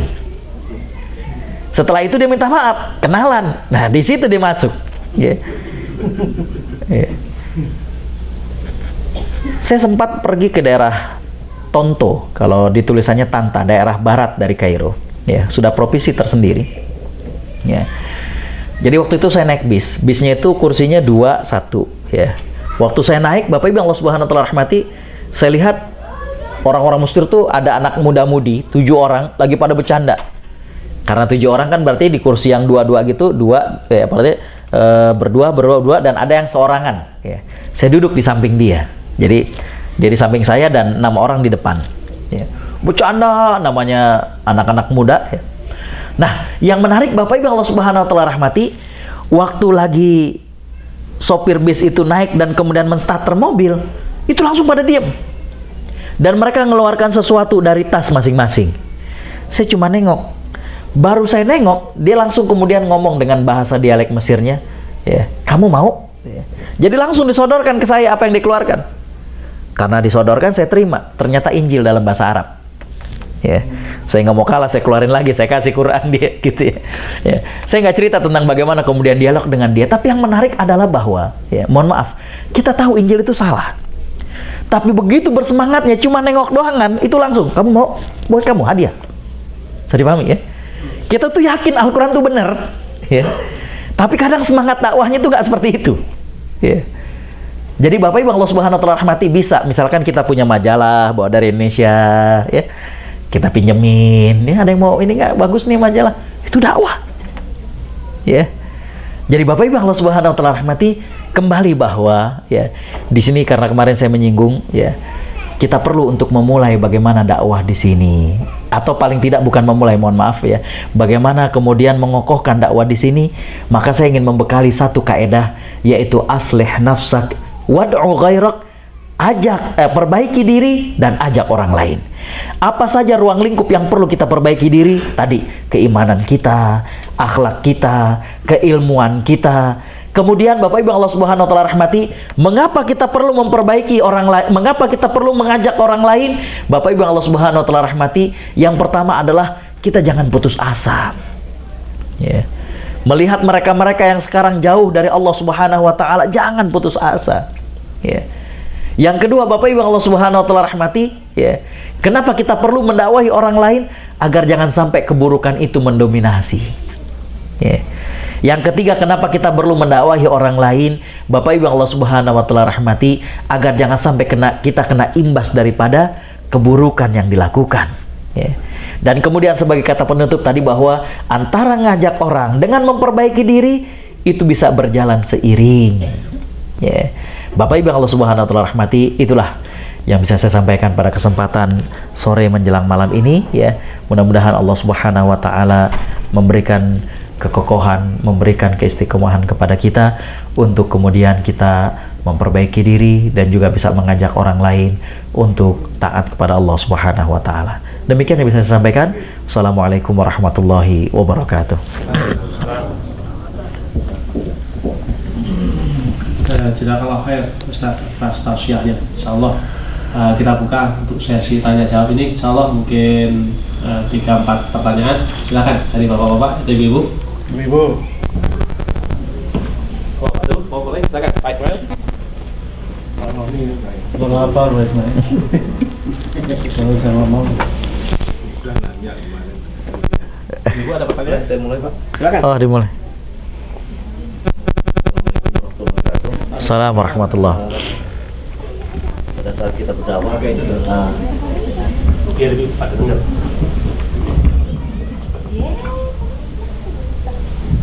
bagaimana caranya mengobati kawan seperjuangan yang boleh dibilang frustasi atau patah arang dalam menghadapi konflik pada saat kita, ya, boleh dibilang menghidupkan masjid atau mungkin bukan musola seperti yang banyak saya temui di community konflik ya intern lah antara teman teman sejawat, hanya beda pendapat, akhirnya salah satu di antara kita nggak datang lagi ke masjid gitu. Gitu. Assalamualaikum warahmatullahi wabarakatuh. Assalamualaikum warahmatullahi. Yang lainnya bawa lainnya? Ibu? Silakan. Assalamualaikum warahmatullahi wabarakatuh. Assalamualaikum warahmatullahi. Bapak tadi cerita bilang yang masalah itu Pak, yang kambing digigit sama anjing itu loh, Pak, yang berilmu bisa halal, tapi kalau enggak ya nggak halal. Kalau kambing itu nggak dipotong, baca ini gimana Pak? Saya bingung aja. Baik. Khusus? Assalamualaikum.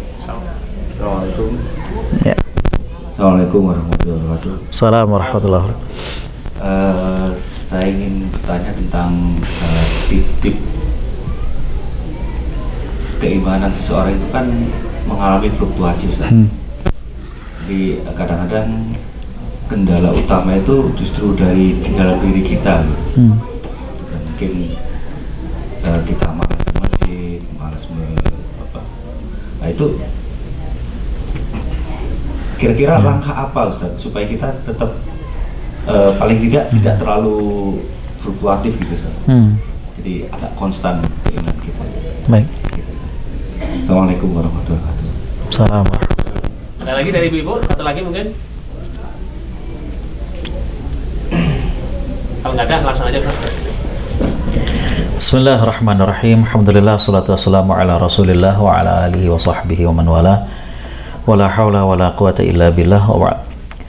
Bapak Ibu Allah Subhanahu wa taala rahmati, Masya Allah pertanyaan-pertanyaannya ya.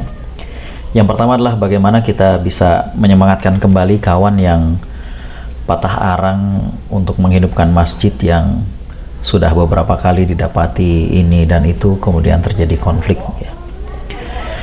Bapak Ibu Allah Subhanahu wa taala rahmati, keikhlasan kita itu diuji memang ya.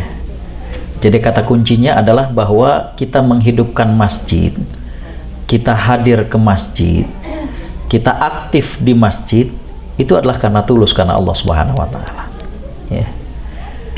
Saya hanya teringat dengan, jadi ketika saya perpisahan pulang dari Kairo, ada seorang syekh itu yang berpesan begini, kun rojulan idza atal ladzina min ba'dihim qalu mar wa hadzal athar.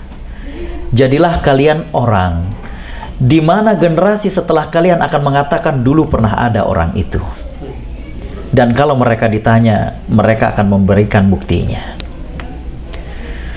Saat saya di Sydney, ada Masjid Al-Hijrah atau dikenal juga dengan Tempe Mosque di daerah Merrickville ya.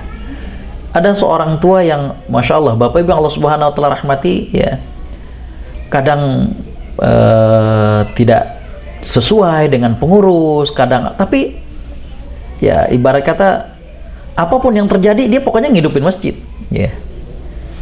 Jadi misalkan dilihat ada toilet waktu itu ya, ternyata rusak, ya udah dia panggil orang, dia bayar gitu. Dia lihat ternyata Masya Allah ya, untuk sujud ya rata-rata jamaah itu cepat untuk hitam jidatnya karena tipis karpetnya maksudnya.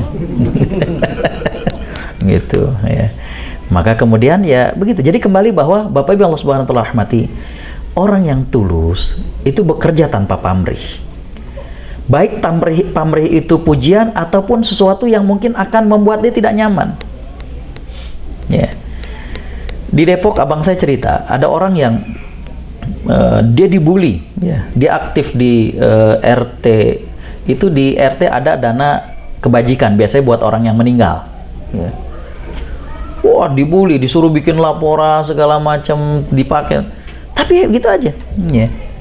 Bapak Ibu Allah Subhanahu wa taala rahmati, kembali bahwa ya, yang perlu diingatkan kepada kita dan juga kepada teman kita itu adalah tentang masalah keikhlasan itu. Ya. Udah, pokoknya nanti yang penting kita aktif, kita hidupkan masjid. Kalau bukan kita siapa? Ya. Sudahlah umatnya sedikit di sini. Kalau kemudian kita katakanlah ada konflik, kita narik diri, malas habis masjid konflik. Terus siapa yang akan memakmurkan masjid itu? Ya. Justru Bapak Ibu Allah Subhanahu wa taala rahmati, dengan kita terus mengaktifkan, ya, walaupun kita nggak ngomong, itu dakwah. Itu yang saya bilang tadi. Dakwah itu nggak mesti jadi penasehat umum di mana-mana nasihatin orang. Itu penasehat umum namanya. Ya. Ya. Tapi dakwah itu dengan akhlaknya, dengan ketepatannya, ya, disiplinnya, ya. Ya. Saya semalam diceritain bagaimana sejarah misalkan Masjid Maps, ya. Ya. Yang nyumbangnya kan orangnya bersahaja, fundraising pertama target $1 juta, ya. Dapat 500.000, ya, nambahin 500.000, ya. Nggak banyak-banyak, separuh dari target. Ya kan? Ya. Jadi kembali Bapak Ibu Allah Subhanahu wa taala rahmati, ya. Bercerminlah. Jadi bisa kita tampilkan contoh-contoh orang kayak begitu. Ya.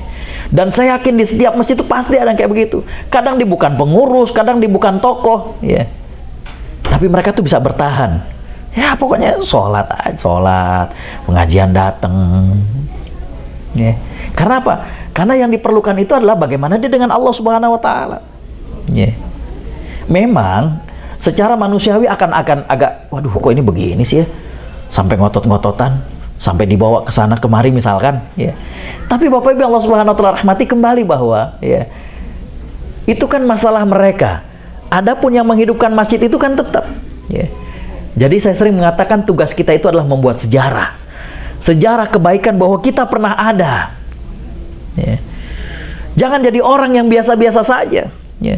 Lahir jadi orang biasa-biasa, sekolah jadi orang biasa-biasa, menikah jadi orang biasa-biasa, punya anak jadi orang biasa-biasa, bekerja dia orang biasa. Artinya apa? Nggak ada sejarahnya. Ya.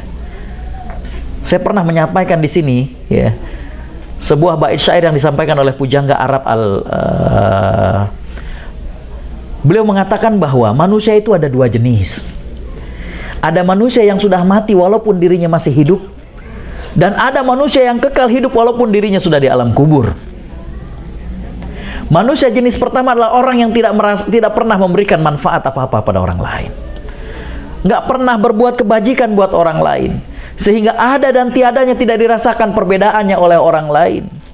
Kedatangannya tidak ditunggu, ketidakadaannya tidak pernah dinanti, ya. Tapi berbeda dengan orang jenis kedua, dia selalu memberikan kebaikan, sehingga Bapak Ibu Allah Subhanahu wa taala rahmati, ya, walaupun orang ini sudah tiada, tapi orang masih akan terngiang, ya.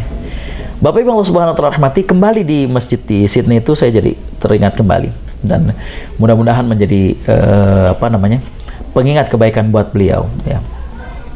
Kembali beliau, orang mau ke masjid mau enggak, artinya gimana, beliau pokoknya ke masjid. Kadang beliau sholat sendirian, kadang sholat berduaan, gitu ya. Tapi orang baru tersadar bahwa ini merupakan contoh ketika beliau kemudian meninggal. Oh iya, nggak ada ya yang adzan, nggak ada ya yang bukain pintu masjid, ya.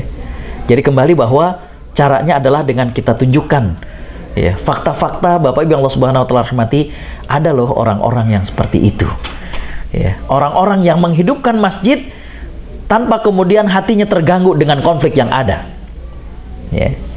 Baik, yang kedua Bapak Ibu Allah Subhanahu wa taala rahmati adalah, ya, tadi saya cerita dengan apa yang Allah firmankan dalam surat Al-Maidah, ya. Terus gimana kan anjing tersebut ngegigit, terus baca bismillahnya bagaimana, ya. Tadi kalau sempat saya sebutkan, Bapak Ibu Allah Subhanahu wa taala rahmati, pada saat anjing itu dilepaskan, bismillah, orang itu yang baca bismillah. Kalau anjingnya baca bismillah, waduh. Itu luar biasa. Jadi orangnya bismillah, gitu ya. Ya, baik. Yang ketiga Bapak Ibu Allah Subhanahu wa taala rahmati, bagaimana tips-tips untuk menanggulangi fluktuasi keimanan, ya. Nabi SAW mengatakan likulli surratin fatratun. Setiap puncak itu ada turunnya. Jadi kalau kita ngelihat bukit, itu kan pasti ada turunannya, Ya. Begitu juga keimanan, kata Nabi SAW. Cuma kata Nabi SAW, faman kanat fatratuhu ilallahi wa rasulihi faqad ihtada.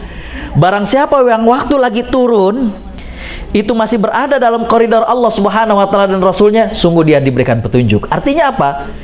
Waktu lagi lemes, ya sholat masih dia lakukan, tidak terjatuh kepada yang haram. Jadi plafon bawah ini, plafon paling terendah sebagai seorang muslim ini nggak hilang, maka sungguh orang ini sudah mendapatkan petunjuk.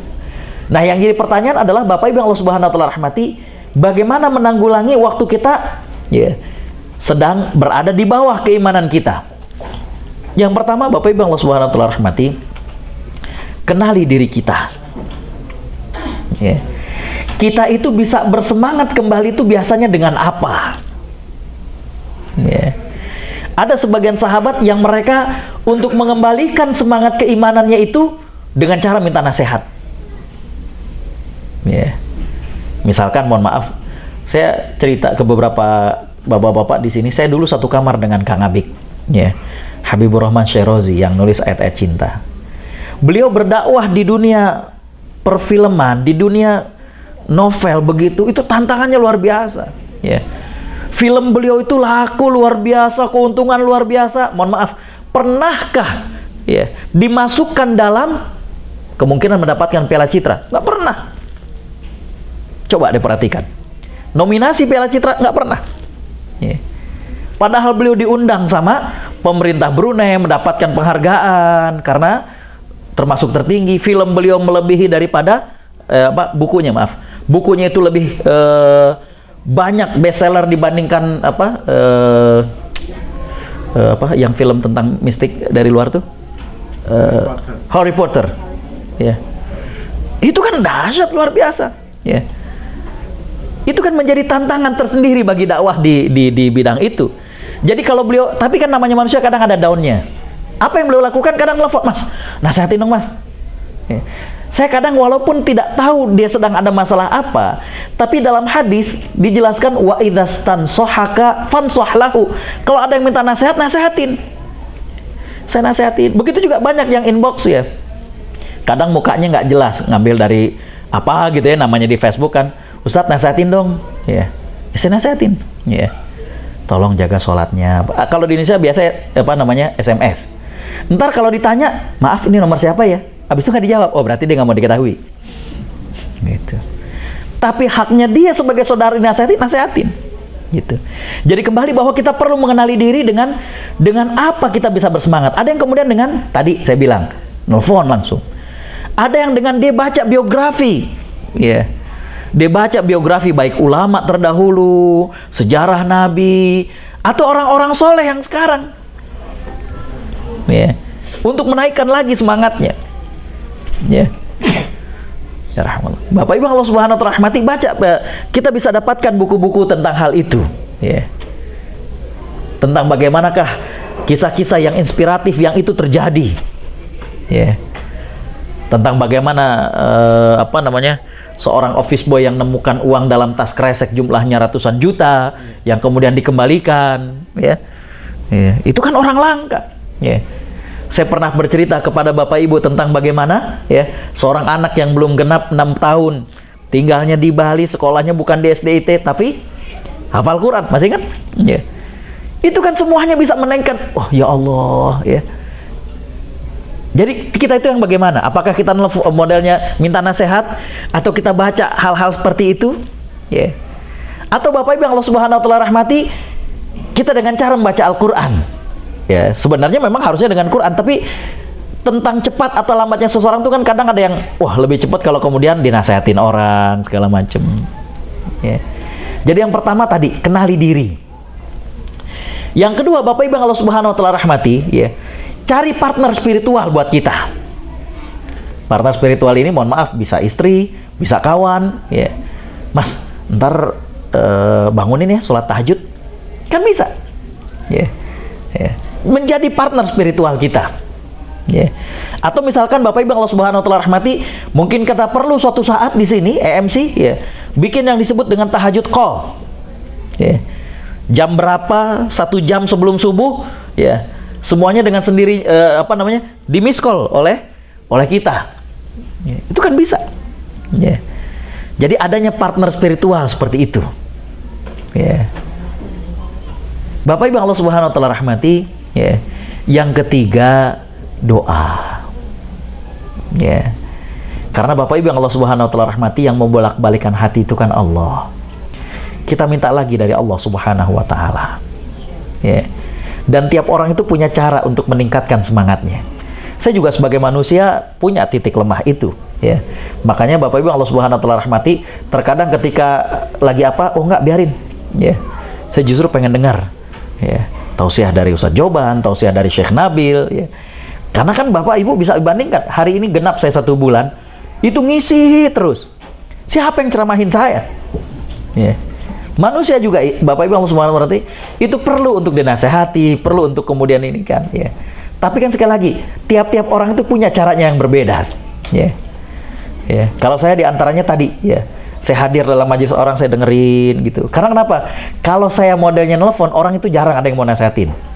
Wah, Ustaz, antum minta nasihat. Kebanyakannya begitu, gitu. Maka saya biasanya hadir dalam majelis, diam-diam dengerin, ya. Atau saya, Bapak Ibu Allah Subhanahu wa taala rahmati, ya, mendapatkan tadi, ya, kejadian-kejadian inspiratif dari antara kita. Ya. Yang kadang suka nangis kalau ngebayangin, ya Allah, ya, itu ibu tadi masih bersedekah padahal kerjanya cuma ngumpulin botol. Kalau kayak gitu, astagfirullahaladzim, saya rezeki banyak kok nggak sedekah. Kadang kayak begitu yang kemudian, oh astagfirullahaladzim, ya. Apa yang kemudian bisa menjadikan kita meningkat, ya. Jadi tadi yang ketiga, doa, ya. Allahumma ya muqallibal qulub, yang membolak-balikan hati, ya. Karena Bapak Ibu Allah Subhanahu wa taala rahmati, yang bisa kemudian membolak-balikan hati kita adalah Allah. Makanya kita minta pada Allah Subhanahu wa taala rahmati, ya. Jadi yang pertama tadi, kenali diri, ya. Dengan cara apa kita biasanya cepat untuk kemudian terbangkit lagi motivasi kita, ya. Tadi saya memberitakan itu hanya beberapa contoh saja, ya. Ada yang ditelepon, ada yang minta nasihat, ada yang hadir dalam suatu majelis, ada yang kemudian membaca kisah-kisah inspiratif, ada yang kemudian dengan baca biografi, ya. Yang kedua tadi, cari partner spiritual, ya. Cari teman-teman yang kemudian kita bisa bercermin darinya, ya. Kita bisa ngaca dengan kebaikan dia, kebaikan keluarganya, dan lain sebagainya, ya. Ya. Yang ketiga tadi, tetap berdoa kepada Allah Subhanahu wa taala, ya. Wallahu a'lam.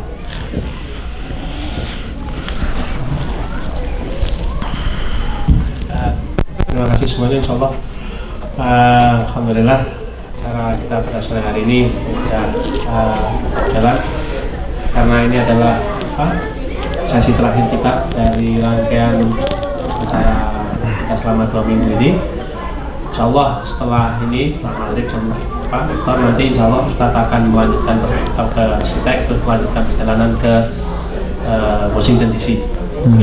Saya mewakili teman-teman, mohon maaf kalau dalam penyambutan kami selama Ustaz di sini kurang berkenan, masih banyak kekurangannya. Kami mohon maaf yang sebesar-besarnya. Sama-sama. Kami juga ucapkan terima kasih sebesar-besarnya atas segala tausiah, nasihat-nasihatnya. Semoga kami bisa memahami dan mengamalkannya, yang penting. Amin. Mungkin dari teman-teman ada yang mau sepatah dua patah kata? Mungkin dulu. Wah, syukran. Jazakallah. Silakan. Kita tutup. Assalamualaikum warahmatullahi wabarakatuh. Waalaikumsalam warahmatullahi wabarakatuh. Mungkin saya sebagai tuan rumah pertama Ustaz di Everett ini, jadi saya mengucapkan banyak terima kasih Sama-sama, Pak. yang telah sudi untuk bermalam di rumah kami. Sama-sama. Dan mungkin saya tidak bisa begitu menghormati Ustaz, saya mohon maaf. Oh, sama-sama. Karena mungkin ya kondisi rumah saya yang masih acak-acakan mungkin. Ya, insyaallah. Jadi dan apabila Ustaz ada kesempatan untuk sini lagi, kami dengan senang hati Insyaallah. kami persilakan untuk Insyaallah. Insyaallah. ke rumah kami. Insyaallah. Assalamualaikum warahmatullahi wabarakatuh. Waalaikumsalam warahmatullahi wabarakatuh. Dari ibu ada yang mewakili?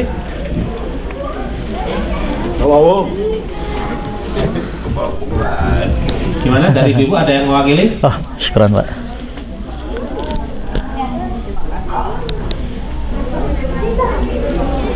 Baik, kalau nggak ada, insya Allah kita tutup acara pada malam hari ini dengan doa Ustaz.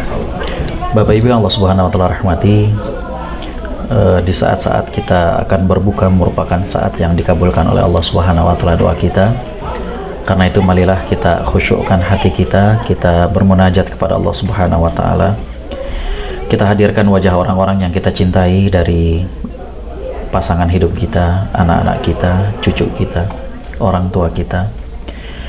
Kita beristighfar. Mungkin sejak awal acara ini kebersamaan saya banyak kekhilafan yang saya lakukan atau kita lakukan, maka kita beristighfar kepada Allah Subhanahu wa taala. Astaghfirullahaladzim, astaghfirullahaladzim, astaghfirullahaladzim. Mari kita akui dosa-dosa kita selagi kita di awal Ramadan. Bismillahirrahmanirrahim. Alhamdulillahi rabbil alamin. Hamdan yuwafi ni'amahu wa yukafi'u mazidah. Ya Rabbana lakal hamdu kama yanbaghi li jalali wajhika wa 'azimi sultanik. Allahumma salli ala Muhammad wa ala alihi wa sahbihi ajma'in. Allahumma ya hayyun ya qayyum bi rahmatika nastaghith. Allahumma ighfir lana dhunubana wa israfana fi amrina wa thabbit aqdamana wansurna 'alal qaumil kafirin. Allahumma ahillana bil yumni wal barakat. Allahumma sallim lana li Ramadan wa sallim Ramadan lana waj'alna minal mutaqabbilin. Allahumma ya Allah, kami semua yang hadir di sini memuji-Mu. Maha suci Engkau yang telah memberikan kami anugerah untuk berjumpa dengan bulan mulia ini. Segala puji bagi-Mu yang telah mengabulkan doa kami untuk bersama dengan bulan Ramadan. Di bulan yang Kau lipat gandakan pahala-pahala, di bulan yang Kau lipat gandakan segala amal-amal. Allahumma ya Allah, kami memohon di awal kami memasuki bulan Ramadan ini agar Engkau mengampuni dosa-dosa kami. Ampuni dosa kami yang kami lakukan terhadap diri kami sendiri. Ampuni kami atas dosa yang kami tidak mampu keluar daripadanya. Ampuni dosa mata kami ya Allah, yang terkadang memandang hal yang Kau haramkan bagi kami. Ampuni mata kami yang terkadang tidak memandang iba kepada orang-orang yang lebih susah dari kami. Ampuni mata kami ya Allah, yang jarang menangis takut karena-Mu. Padahal Rasul-Mu bersabda, hanya dua mata yang terselamatkan dari siksa api neraka: mata yang terjaga karena berjuang di jalan-Mu, dan mata yang menangis karena takut kepada-Mu. Allahumma ya Allah, ampuni juga dosa lisan kami yang masih sering berbuat marah, yang masih sering menyakiti hati pasangan kami, yang masih sering menyakiti hati anak-anak kami. Ampuni lisan kami ya Allah, yang jarang mendoakan ibu dan bapak kami. Allahumma ya Allah, ampunilah tangan kami yang tidak merasakan kehangatan ukhuwah ketika kami berjabat tangan. Ampuni tangan kami ya Allah, yang masih berat untuk membantu orang-orang miskin. Allahumma ya Allah, berikanlah kami badan yang selalu ringan buat beribadah.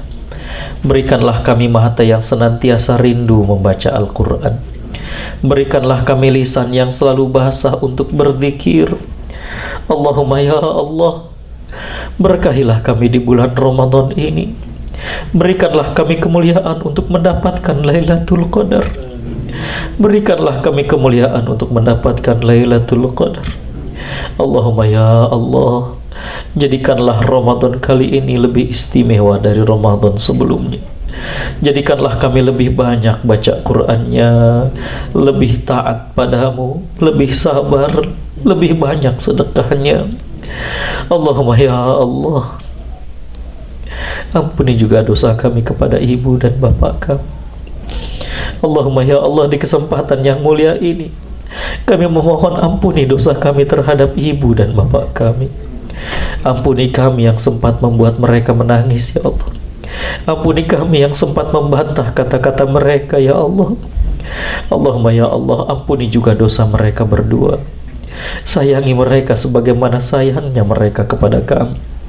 Allahumma ya Allah, kepada ibu dan bapak kami yang telah meninggal dunia, ampuni dosa mereka, lapangkan alam kuburnya, pertemukan kami kembali dengan mereka di surgamu ya Allah. Allahumma ya Allah, sekiranya Kau memberikan kami pendamping hidup, berikanlah kami pendamping hidup yang kekal hingga ke surgamu. Lahirkan dari rahim istri kami anak-anak yang soleh dan solihah. Allahumma ya Allah, jaga akidah dan akhlak anak-anak kami. Allahumma ya Allah, jadikanlah kami orang tua yang mampu mendidik anak-anak kami. Jadikanlah kami orang tua yang mampu memberikan tauladan kepada anak-anak kami. Allahumma ya Allah, Engkau menyatakan dalam firman-Mu bahwa orang-orang yang beriman diiringi oleh keturunan mereka yang beriman, maka Engkau akan kumpulkan mereka di surga. Kumpulkan kami kembali di surgamu ya Allah, dengan pasangan kami, dengan anak kami, dengan ibu bapak kami, dengan abang adik kami. Allahumma ya Allah, berkahilah ukhuwah kami, berkahilah ukhuwah kami, rukunkanlah hati-hati kami, cabutlah rasa iri dengki dari hati kami. Allahumma ya Allah, sesungguhnya Engkau tahu bahwa hati kami yang hadir di tempat ini telah bertaut dalam cinta kepadamu. Hati kami yang hadir di tempat ini telah berjanji untuk mengamalkan agama-Mu. Hati kami yang hadir di tempat ini ya Allah telah bertekad memperjuangkan syariat-Mu.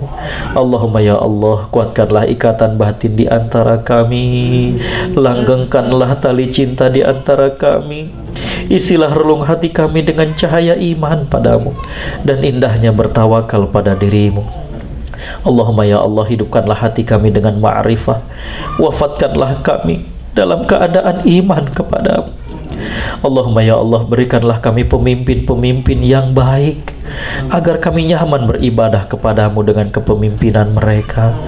Jangan karena dosa dan aib kami lalu Kau timpakan pada kami pemimpin yang tiada takut padamu dan tiada sayang pada kami. Allahumma ya Allah, kami bertaubat atas dosa-dosa kami, terimalah taubat kami. Kami memohon kepadamu ya Allah, terimalah doa kami. Allahumma ya Allah, bagimulah kami saum, atasmulah kami berbuka. Allahumma ya Allah, hilanglah rasa dahaga kami, hilanglah rasa lapar kami dengan memuji kemuliaan-Mu ya Allah. Rabbana atina fid dunya hasanah wa fil akhirati hasanah wa qina adzaban nar. Subhanaka rabbina rabbil izzati amma yasifun wa salamun alal mursalin walhamdulillahi rabbil alamin. Bapak Ibu yang rahmati Allah, saya juga atas nama pribadi minta maaf kalau ada kekurangan dari segi penyampaian, canda tawa kepada bapak-bapak dan ibu-ibu yang pernah saya inapi rumahnya. Mohon dihalalkan hartanya, makanannya, juga kepada bapak ibu yang telah beberapa kali Masya Allah dengan berbagai macam kebaikannya. Mudah-mudahan Allah Subhanahu wa Ta'ala memberikan berlipat-lipat pahala dari apa yang telah diberikan. Demikian, mudah-mudahan ini merupakan paturai tineng ya. Jadi berpisah untuk berjumpa kembali, bukan akhir dari sebuah perpisahan ya. Kalau tidak di sini, insya Allah dalam tempat-tempat ataupun kesempatan yang lainnya. Demikian, saya mohon doa untuk perjalanan semuanya ya. Demikian, assalamualaikum warahmatullahi wabarakatuh.